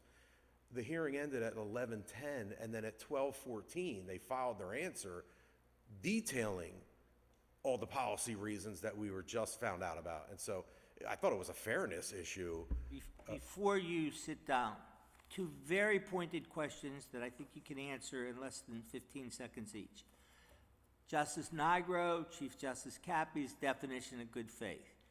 Keep them both or choose one, and if you choose one, which one? I wrote in my brief, it begs the question, which is worse, right? I'm serious. It's the policies of the district attorneys deviate from moral rectitude and sound thinking. Remember, the Superior Court defined what moral obliquity was. How often do we see that in cases? Or the other standard of review for bad faith is dishonest or corrupt purpose. Which one does the district attorney want it to be? So A your deviation from suggestion is we go back to the drawing board and redefine good faith? We can do that. I see very little difference between, it's bad faith, you know it when you see it. I see very little difference in the legal definitions. No, I'm sorry, you want to No, finish your it's comment? okay. No, my last question, it's the same question I asked the other side. I want to take advantage of you being here and having lived with this case to see what you think. Both the Office of Attorney General and the Pennsylvania District Attorney Association said that the current framework for evidentiary and policy or legal issues using 2 different standards is just untenable, because for all the reasons we've talked about in terms of mixed questions of law and fact, and that the simple standard for DAs for evermore all through Pennsylvania should be, does the DA reasonably believe the charges are supported by probable cause? Your thoughts on that? I know why they're saying that. Because, think about it. If it's de novo, because it's a legal sufficiency question, then the trial court can look at, even go outside the 4 corners of the private criminal complaint, as you stated, judicial notice. What did Judge Tilson look at? Court orders, filed of record. So its accuracy cannot be reasonably questioned. But the reason they want across the board highly deferential standard of review, abuse of prosecutorial discretion, from this day forth, all reviews of the denial of private criminal complaints shall forever be abuse of prosecutorial discretion. And so that it denies the opportunity for a private criminal complainant. I have one question. Yes, Your Honor. We're talking a lot about the children in Iraq. What is the crime that was committed in Montgomery County, giving them the authority to even get involved here? Interference with custody of children, which is the legislature was focusing on parental kidnapping, where the other parent is the victim, and then concealment of the whereabouts of a child is removing a child and preventing them returning to their usual place of residence. And that crime is committed in Pennsylvania when the victim parent lives in Pennsylvania. The normal place of residence of the children that they're being prevented from returning to is Pennsylvania. And so the interference with custody of children is the parental kidnapping statute that I noted. But the interference of parental kidnapping is their failure to return, not taking the children. I think it's the other way around. I think it's the other way around. I think it's the failure to return is the concealing. The interference is the taking, recklessly taking a child from lawful custody without privilege. The parent knew, if I'm not mistaken, the children were allowed to go to Iraq. It wasn't until they went to Iraq that the uncle said, "You're not going back to America." The problem was they didn't return. It was a ruse. Remember, the wife said, "My dad is sick and dying," and so we all went to visit the dying. It was an father. alleged ruse. Well, when they got there, the father was not really dying, and that's when they said, "Oh, AJ attached as an exhibit to his private criminal complaint an FBI wanted poster of an identical case." We got it. Okay. Property is satisfied.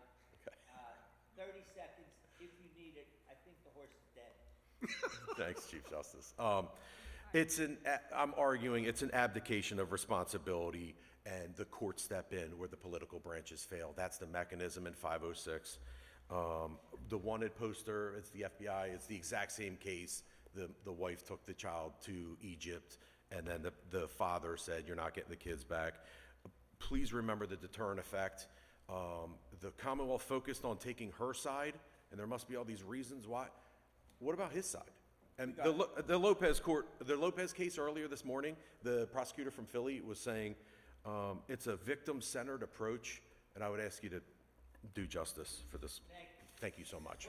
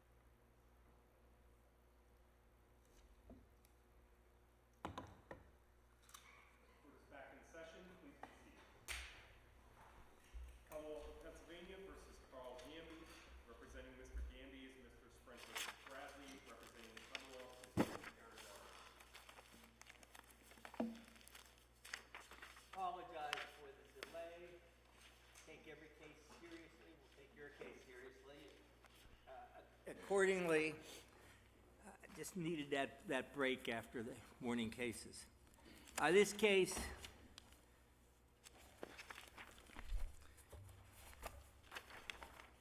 in this case, appellant was convicted of indecent assault for the act of touching and kissing the neck of the complainant.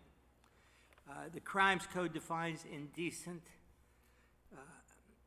contact as any touching of the sexual or other intimate parts of the person for the purpose of arousing or gratifying sexual desire.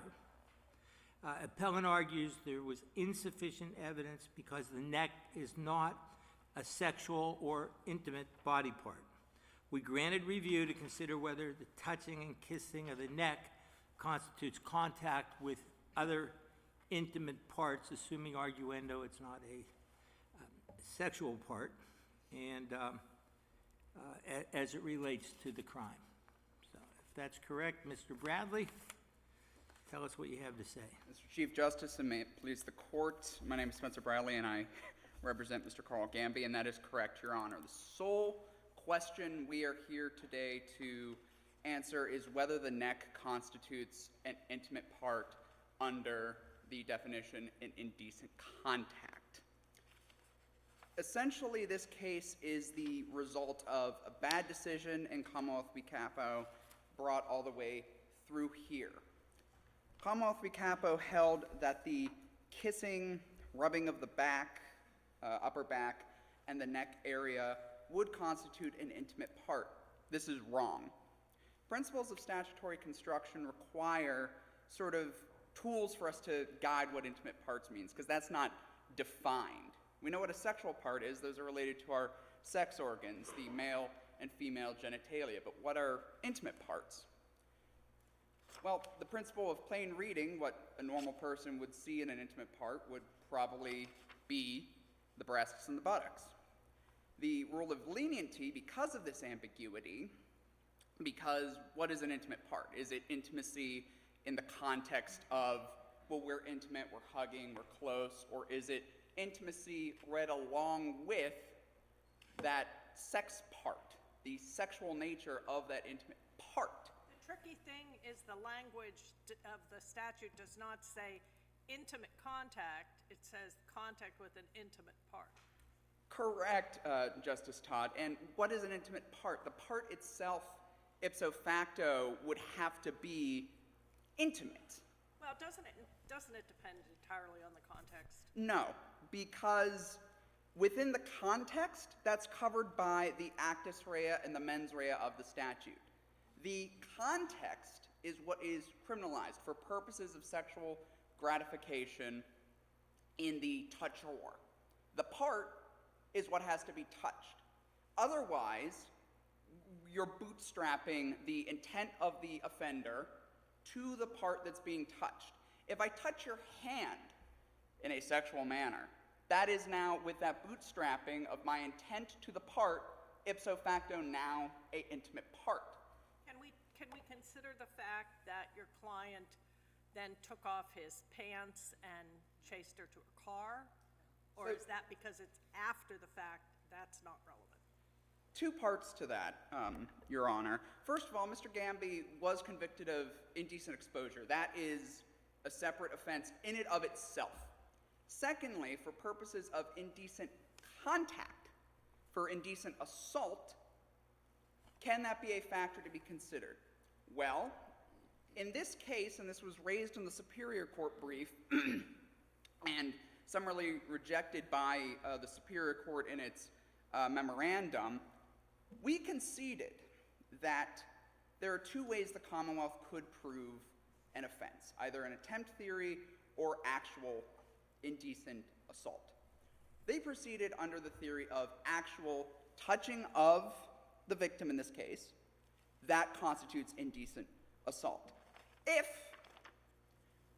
they proceeded under attempt, so assuming ipso facto that, arguendo rather, the court were to adopt appellant's construction, well, what can the Commonwealth prove in this fact pattern?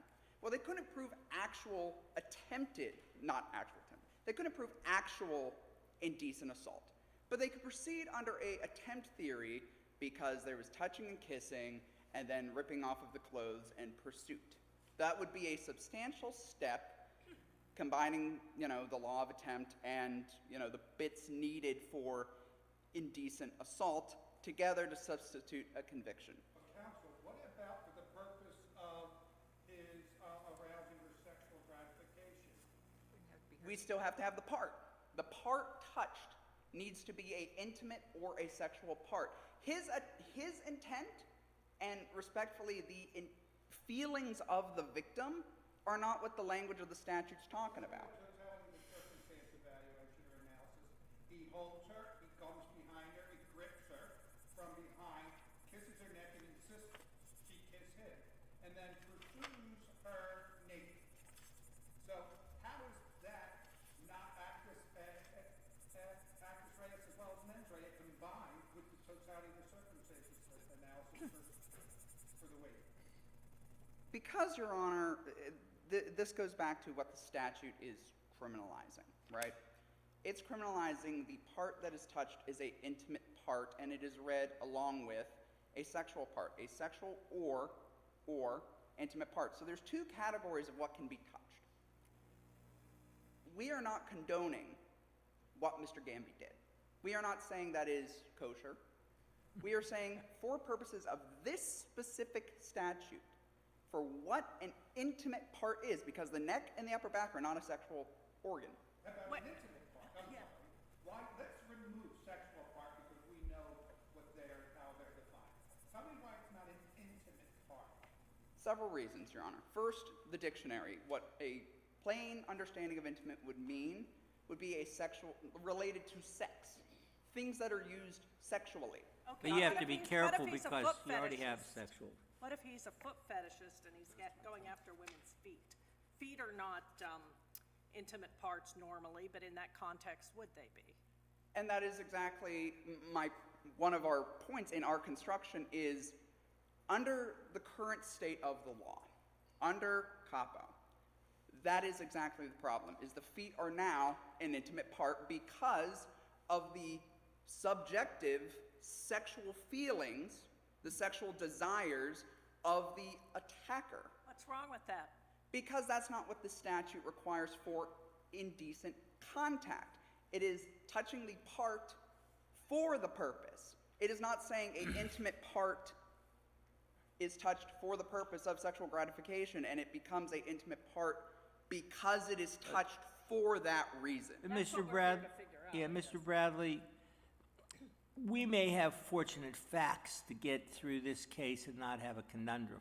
When you came up and said hello to Ms. Varley, you perhaps shook her hand. If you're old friends or you were law school classmates, maybe you kiss her on the cheek. But on a reasonably objective basis, if you lean in and give her a big kiss give her a small kiss along the neck, my guess is the reasonably objective woman would be offended by that. And that would be an intimate part, a part where societal expectation would be that it's not part of appropriate to go to the neck as opposed to the cheek or the hand or the like. If I may respond to that, Your Honor, while it may not be appropriate, we have a couple tools to guide us here, right? It is still, that plain dictionary definition, which I'm not going to belabor the point of, but the rules of construction, given that ambiguity, it doesn't need to be the most narrow definition possible, but it should be, consistent with a liberty interest in Mr. Gamby. But I would proffer the other principle of construction, peri materia, would require us to look, well, where has the legislature also defined intimacy? And we have defined that in the invasion of privacy statutes, which does encompass nudity, like things nominally related to nudity, the breasts, the buttocks, the, sex organs. So while I understand a reasonable person under this construction would be offended, there are two things. One, Whether they're offended or not is Why are they offended? because it was done without their consent, which is a separate element in the offense.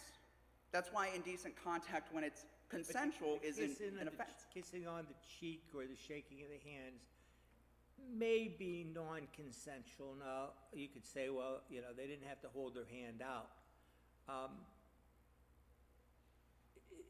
But the neck, at least under the facts of your case, was non-consensual. And again, offensive. And I'd suggest to you that that may be because it's an intimate body part, even though it is not the kind of body part that we would, what would come to mind would be the sexual body parts, which are already taken care of by the statute. But within the context, I think that the neck may well be an intimate part, as opposed to, just Justice Todd said to you, let's just say the elbow. To that, I would say I think if you said to Ms. if you greeted her by kissing the elbow, she would say you're weird and creepy, but that she's not violated. But Counsel- kiss her neck might be distinct. Can I follow up on that? Absolutely. And the Chief Justice just maybe made the point that I've been grappling with. Let's assume that what the defendant did here was reached over and touched the victim's neck with his finger. No sexual Under contact. our interpretation, it should not matter absent. Well, but let me finish up. I mean, would you agree with me that no reasonable prosecutor would say that that was an indecent conduct? Touch somebody's. What makes this a problem is that he kissed her neck. And let me finish. And under the statute, are lips an intimate part of the body? Because this statute is not directed to an intimate part of the victim's person. It's a person, the intimate part of a person. So no one would suggest that if a defendant touched his penis to a victim's arm, that the arm was the intimate part of the body. It's the penis that's the intimate part of the body. Do you understand what I'm saying? I mean, I think what we're conflating here somewhat, and I may be agreeing with you, maybe a little bit more nuanced. It's not the touching of the neck, it's the kissing of the neck that everybody perceives to be intimate contact. Am I correct? And that's not what we should be looking at. We should be looking at the body part. Is the body part an intimate part of the person? If I may. First of all, apologies. I thought in your pauses the question was offered. Okay.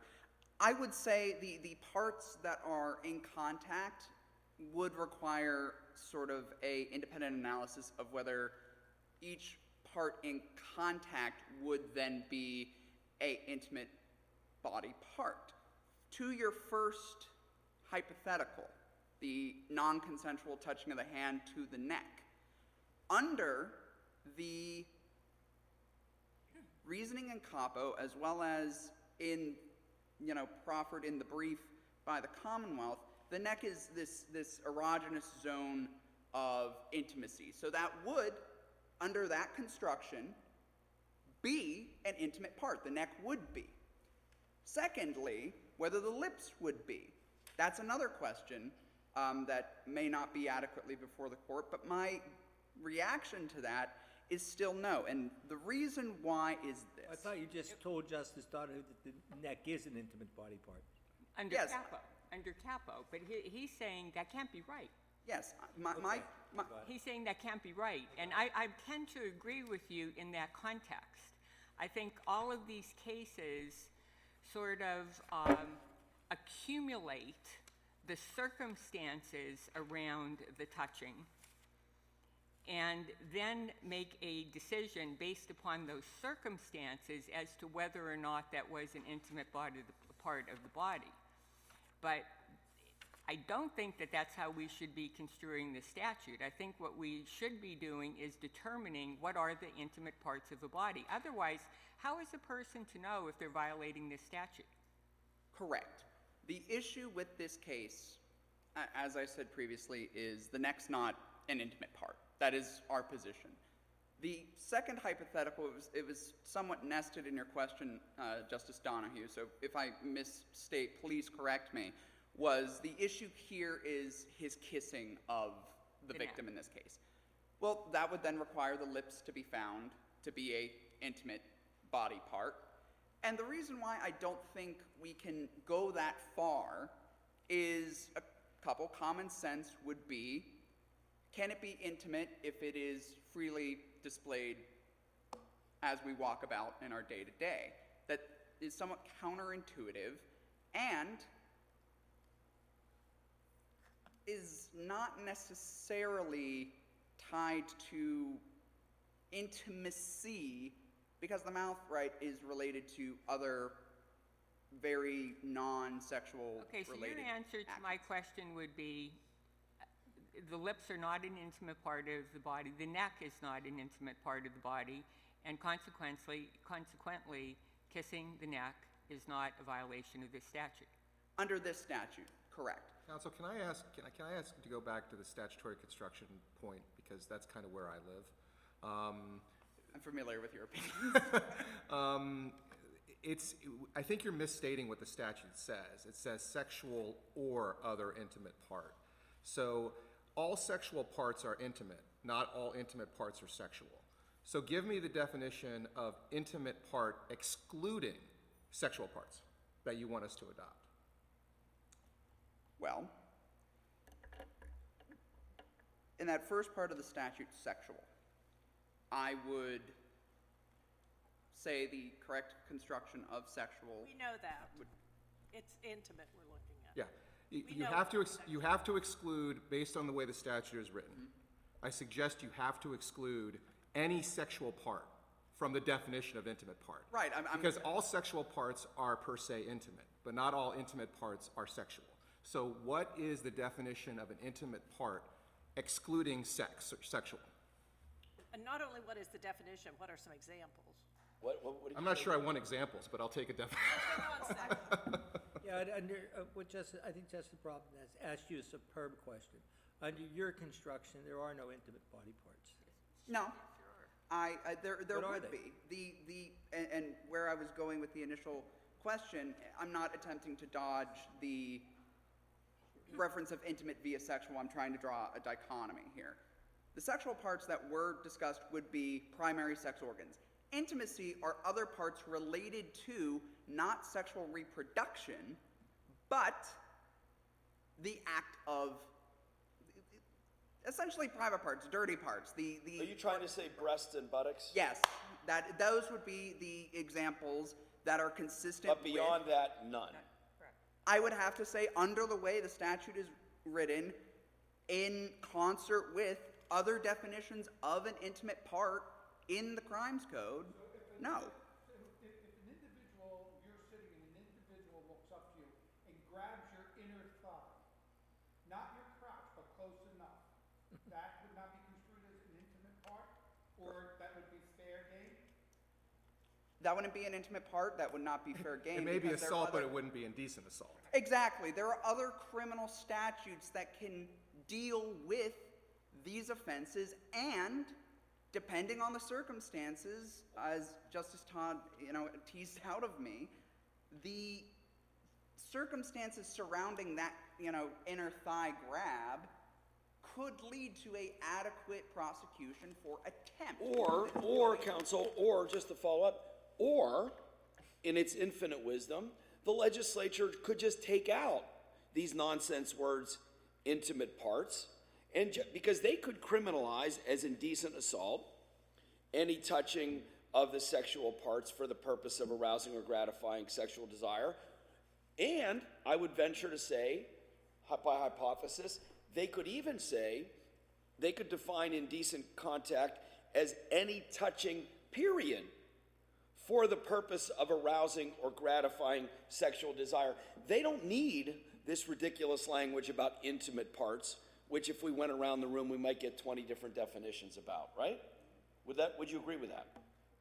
Yes.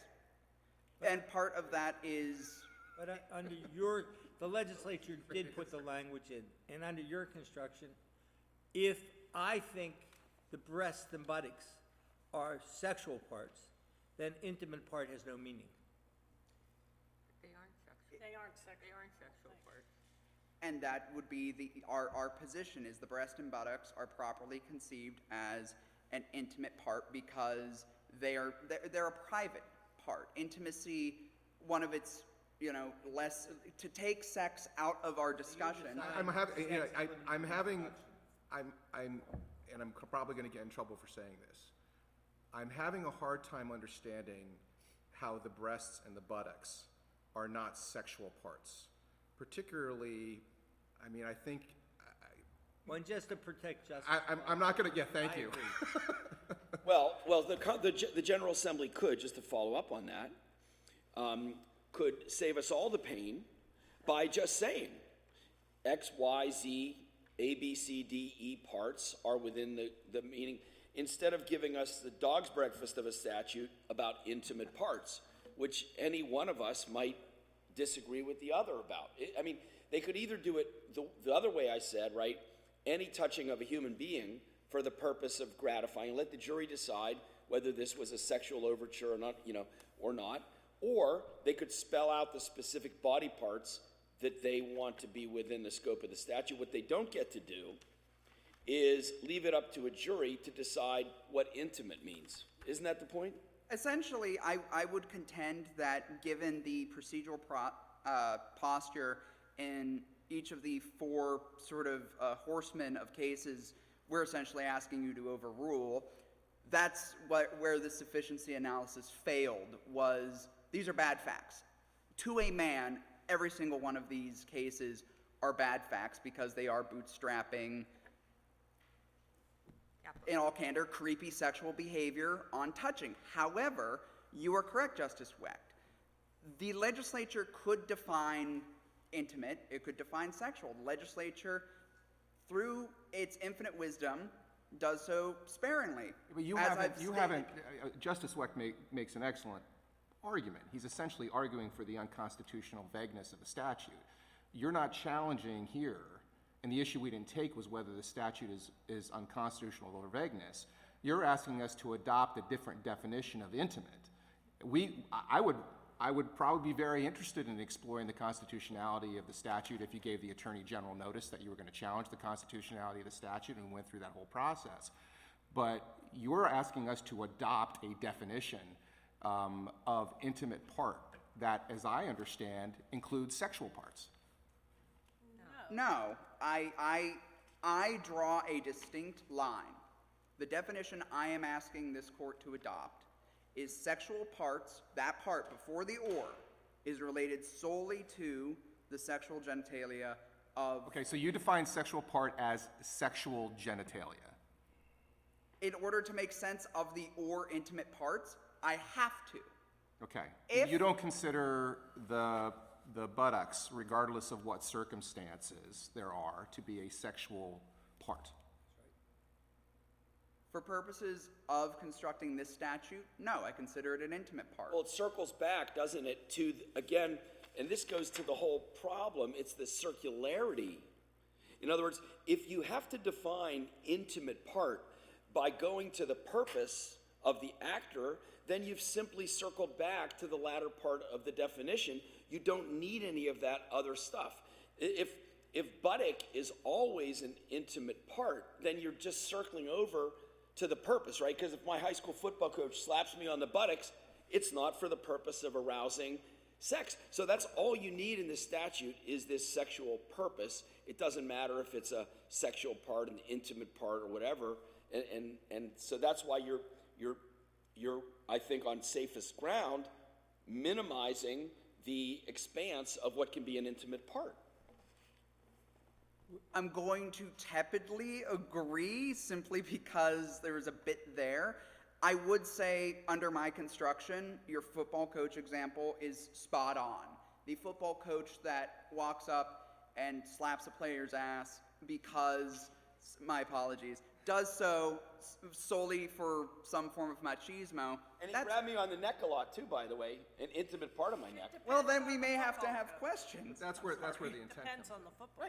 Well, it would then depend on the context, because what would then turn that? No, that's wrong. But Yeah, that Mr. goes Bradley. to the purpose and the mens rea of the actor. All right. Can we get back to the feet?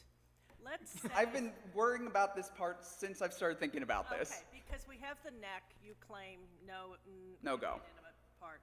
If you are in a store like Nordstrom, where they still have sales clerks who will help you put on your shoes if you're trying on shoes, and the sales clerk is creepy and starts feeling your feet and toes in a sexual manner, isn't that violative of this statute because he has touched an intimate part for his sexual gratification? I'm assuming he's a foot fetishist, not just a regular nice salesman. I think that's why he'd be a creep. Yeah.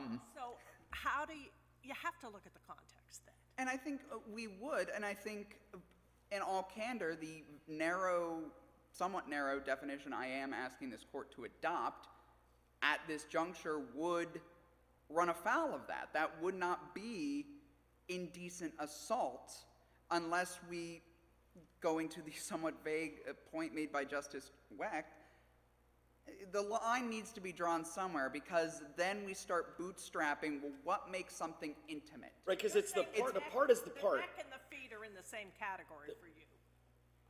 I think they have to be under the way the statute's Mr. written. Bradley, I think you're getting tripped up on yourself.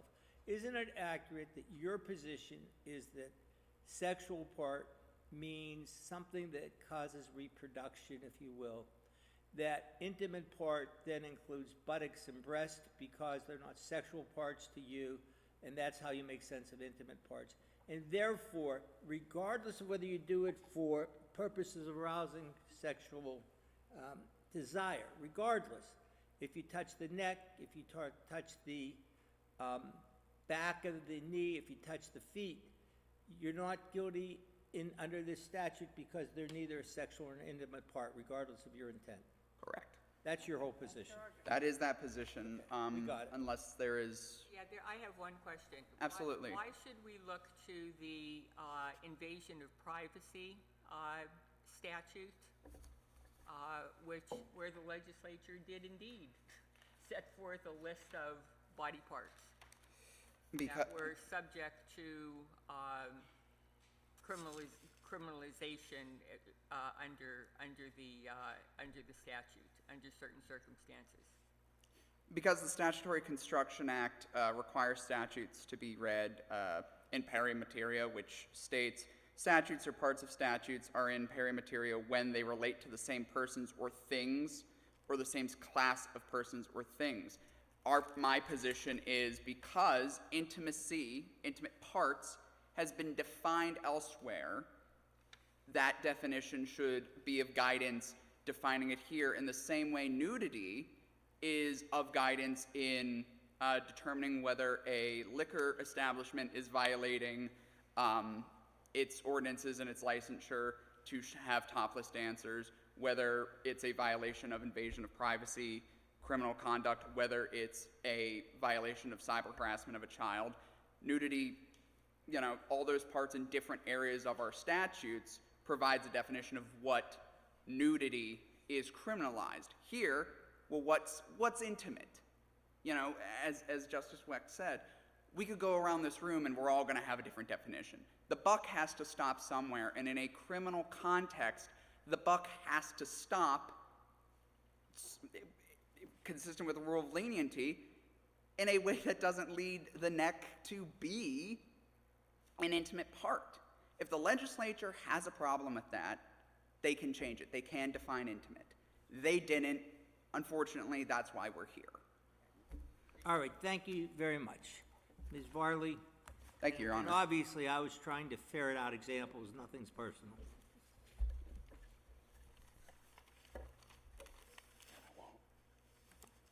Good afternoon, Your Honors, Counsel. May it please the Court, my name is Erin Varley. I'm a Deputy District Attorney in Dauphin County, and I'm here on behalf of the Commonwealth. The kissing of the neck by a person's lip is intimate contact. Well, here it was the intimate part of her neck. So if it had been the non-intimate part, and I'm quoting the trial court, and the Superior Court basically just quoted the trial court, the intimate part of her neck. So what about if it had been the non-intimate part of her neck? Can you tell us what's the intimate part of the neck and what's the non-intimate part of the neck? Well, and you also just rephrased the statute because you said intimate contact with. Unfortunately, the statute doesn't say that. It says contact with an intimate part. And you also said kissing, which is involved here, which are lips, which you, I Yes. think, mentioned. So the contact between the neck and the lips is the indecent contact with the intimate parts of the body, both. So are the defendant's lips an intimate part of his body for purposes of the statute? I would submit that they are, and I would submit that the neck is. If you look at the plain language of intimate and how it's defined by Webster's dictionary, it involves or is marked by sexual relations. The So act- apart from the sex organs, can you provide us a list? Because I wonder how juries get instructed on this. I mean, would different trial judges around the Commonwealth provide a different laundry? What if there was a jury question? Judge, please tell us intimate parts. Would we have 350 different answers from 350 different common pleas judges? I'd be interested in knowing what your list of intimate parts is. Well, to answer the first part of your question, what a jury is told is to evaluate all of the facts and circumstances and to utilize their common sense and experience in determining whether a part of the body is intimate. So in this situation, I would submit to the court that the kissing of the neck is something that does not occur outside of a sexual or intimate interaction. It is essentially foreplay, and it is an erogenous zone of the body.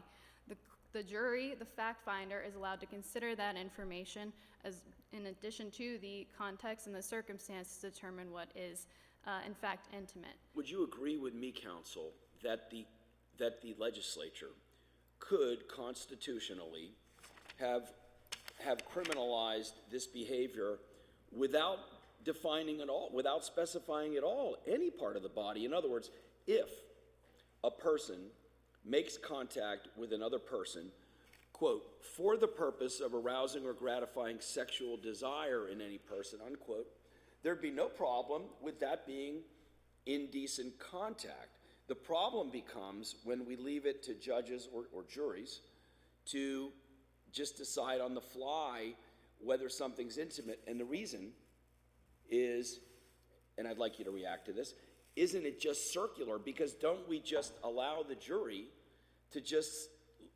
define intimate by virtue of circling back to the purpose of arousing or gratifying, thereby nullifying the whole need for any intimate part definition? You see what I'm saying? I do see what you're saying, but all due respect, the constitutionality of the statute was not challenged. So I don't know if this would be the proper forum for that argument. We're stuck with the statute as it is here, and whether these facts apply. But the statute, according to your opposing counsel, bifurcates two elements. Yes. The second element is that you do it for purposes of arousing or gratifying sexual desire.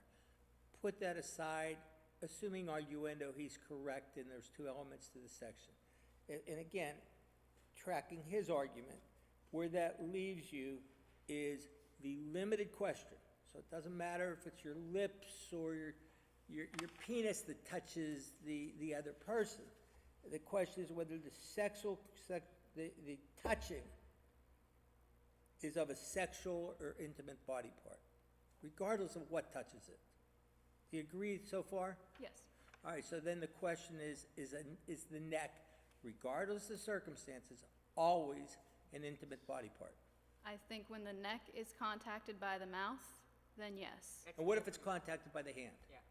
Then I think you need to go into the context of whether it was accidentally brushed on the subway or if someone See, is cupping that's the neck. where you're going to get into trouble, because that goes into intent. And what I think everybody up here agrees with is intent is the mens rea, but the act is the touching of a sexual or other intimate part. So I'm going to ask you the same question I asked appellant's counsel, which is under statutory construction, the language is sexual or other intimate part. So we know that all sexual parts are intimate, but not all intimate parts are sexual. What is the definition of an intimate part that you want us to apply here? And don't go to intent, don't go to lips. What are intimate parts? A part of the body marked by sexual relations. And Okay. you would include the neck. I would.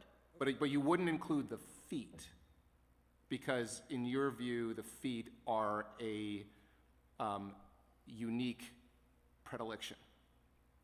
I agree that the feet are a fetish, but we do not have those facts before us. So the definition depends on the, so the definition changes according to the facts of the case? I mean, you say a neck, you just said a neck is an intimate part because it's part of sexual relations, which I don't follow you. Why the neck is more a part of sexual relations than a foot or an elbow? I mean, it. Or a hand. Or a hand. Okay, I'll just stop. If I might, because again, we don't want to be living in parallel universes. I think what you're arguing is, and again, I'm trying to help, but I'm trying to make sure we all understand. You're arguing that you reject opposing counsel's position that there are two separate elements to this statute. And you think the sentence should be read as one in pari materia, and therefore, whether it's for the purposes of arousing or gratifying sexual desire, informs your decision of whether it's a touching of sexual or intimate body part. Yes, That's where you are. But you're looking also at context or not? I am. Yeah. And if that's the case, okay, and if that's the case, then how does the rule of lenity not apply to this case? You understand the rule of lenity's application in the criminal law. Yes. So how does the view ventured by my colleagues just now coexist with the rule of lenity? The rule of lenity is one part of statutory construction. The other parts, there's no requirement that this court or any court take into mind the most narrow definition of the word intimate in this situation. There are other rules of statutory construction, including the primary rule, which is to determine the purpose of the statute.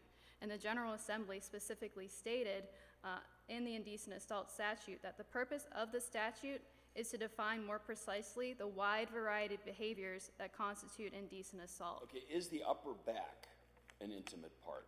I believe that depends on context. It depends could. The Superior Court has held that it does in a situation where a minor child was being held by the upper back and being kissed on the lips. What about the elbow? In and of itself, I would say no. But again, the facts and circumstances that a fact finder is asked to utilize and ascertain throughout the trial or whatever it may be come into play and is And important. one more in this, since you're adopting my colleague's suggestion about context. Can you identify for me any part of the human body which, adopting the Chief Justice and Justice Todd's context theory, would not be or could not become transformed into an intimate part for purposes of gaining a conviction here? I think touching the non-sexual parts of the body could, if in and of itself they are accidentally brushed. But however, you have the situations where the Superior Court has held that licking the back I of don't care what the Superior Court's held. I asked you a question about a hypothesis. So if it's, forget the Superior Court. If the point is, and I'm not saying it's crazy, I'm just trying to tease out your view. If you adopt my colleague's suggestion about it all depends on the context, and you've answered my question about the upper back and the elbow, and so can you identify any part of the human body that could not be an intimate part within the meaning of this statute? No. Yeah. Thank you. And again, that is a good answer, and just so that we're all clear, it's not necessarily Justice Todd's or my view. What we were doing is figuring out your view, and we got it. Counsel, can I ask you a statutory construction question? Sure. Again, the rule of lenity, the primary rule, statutory construction tools like that are used to determine the intent of the General Assembly when the statute is ambiguous. Yes. Are you conceding that the statute is ambiguous? I'm not. I'm saying that the statute is inclusive of a wide variety of behaviors, as evidenced by the General Assembly's specific note at the bottom of the statute. This was submitted to the court in the Appellant's Exhibit C, petition for allowance of appeal to the Supreme Court of Pennsylvania, and they said, and I quote, "The purpose of the statute is to define more precisely the wide variety of behaviors that constitute indecent assault." Right. So I just want to make sure that I'm clear, though. Your view is the intent of the General Assembly is clear from the phrase "other intimate part," and we should apply a layperson's normal understanding of what other intimate part would be in that context. You are not asking us to resort to statutory construction. I think that's a good, fair question. I think one of the things that the court is being asked to do is utilize its common sense and experience above all. So in that framework, if it's a yes or no, then I would say that it is inclusive statute, not a vague statute. And then in that case, the principles of statutory construction would not be needed. Thank you very much. That will conclude our argument for today. Appreciate your both waiting and presenting on this interesting case.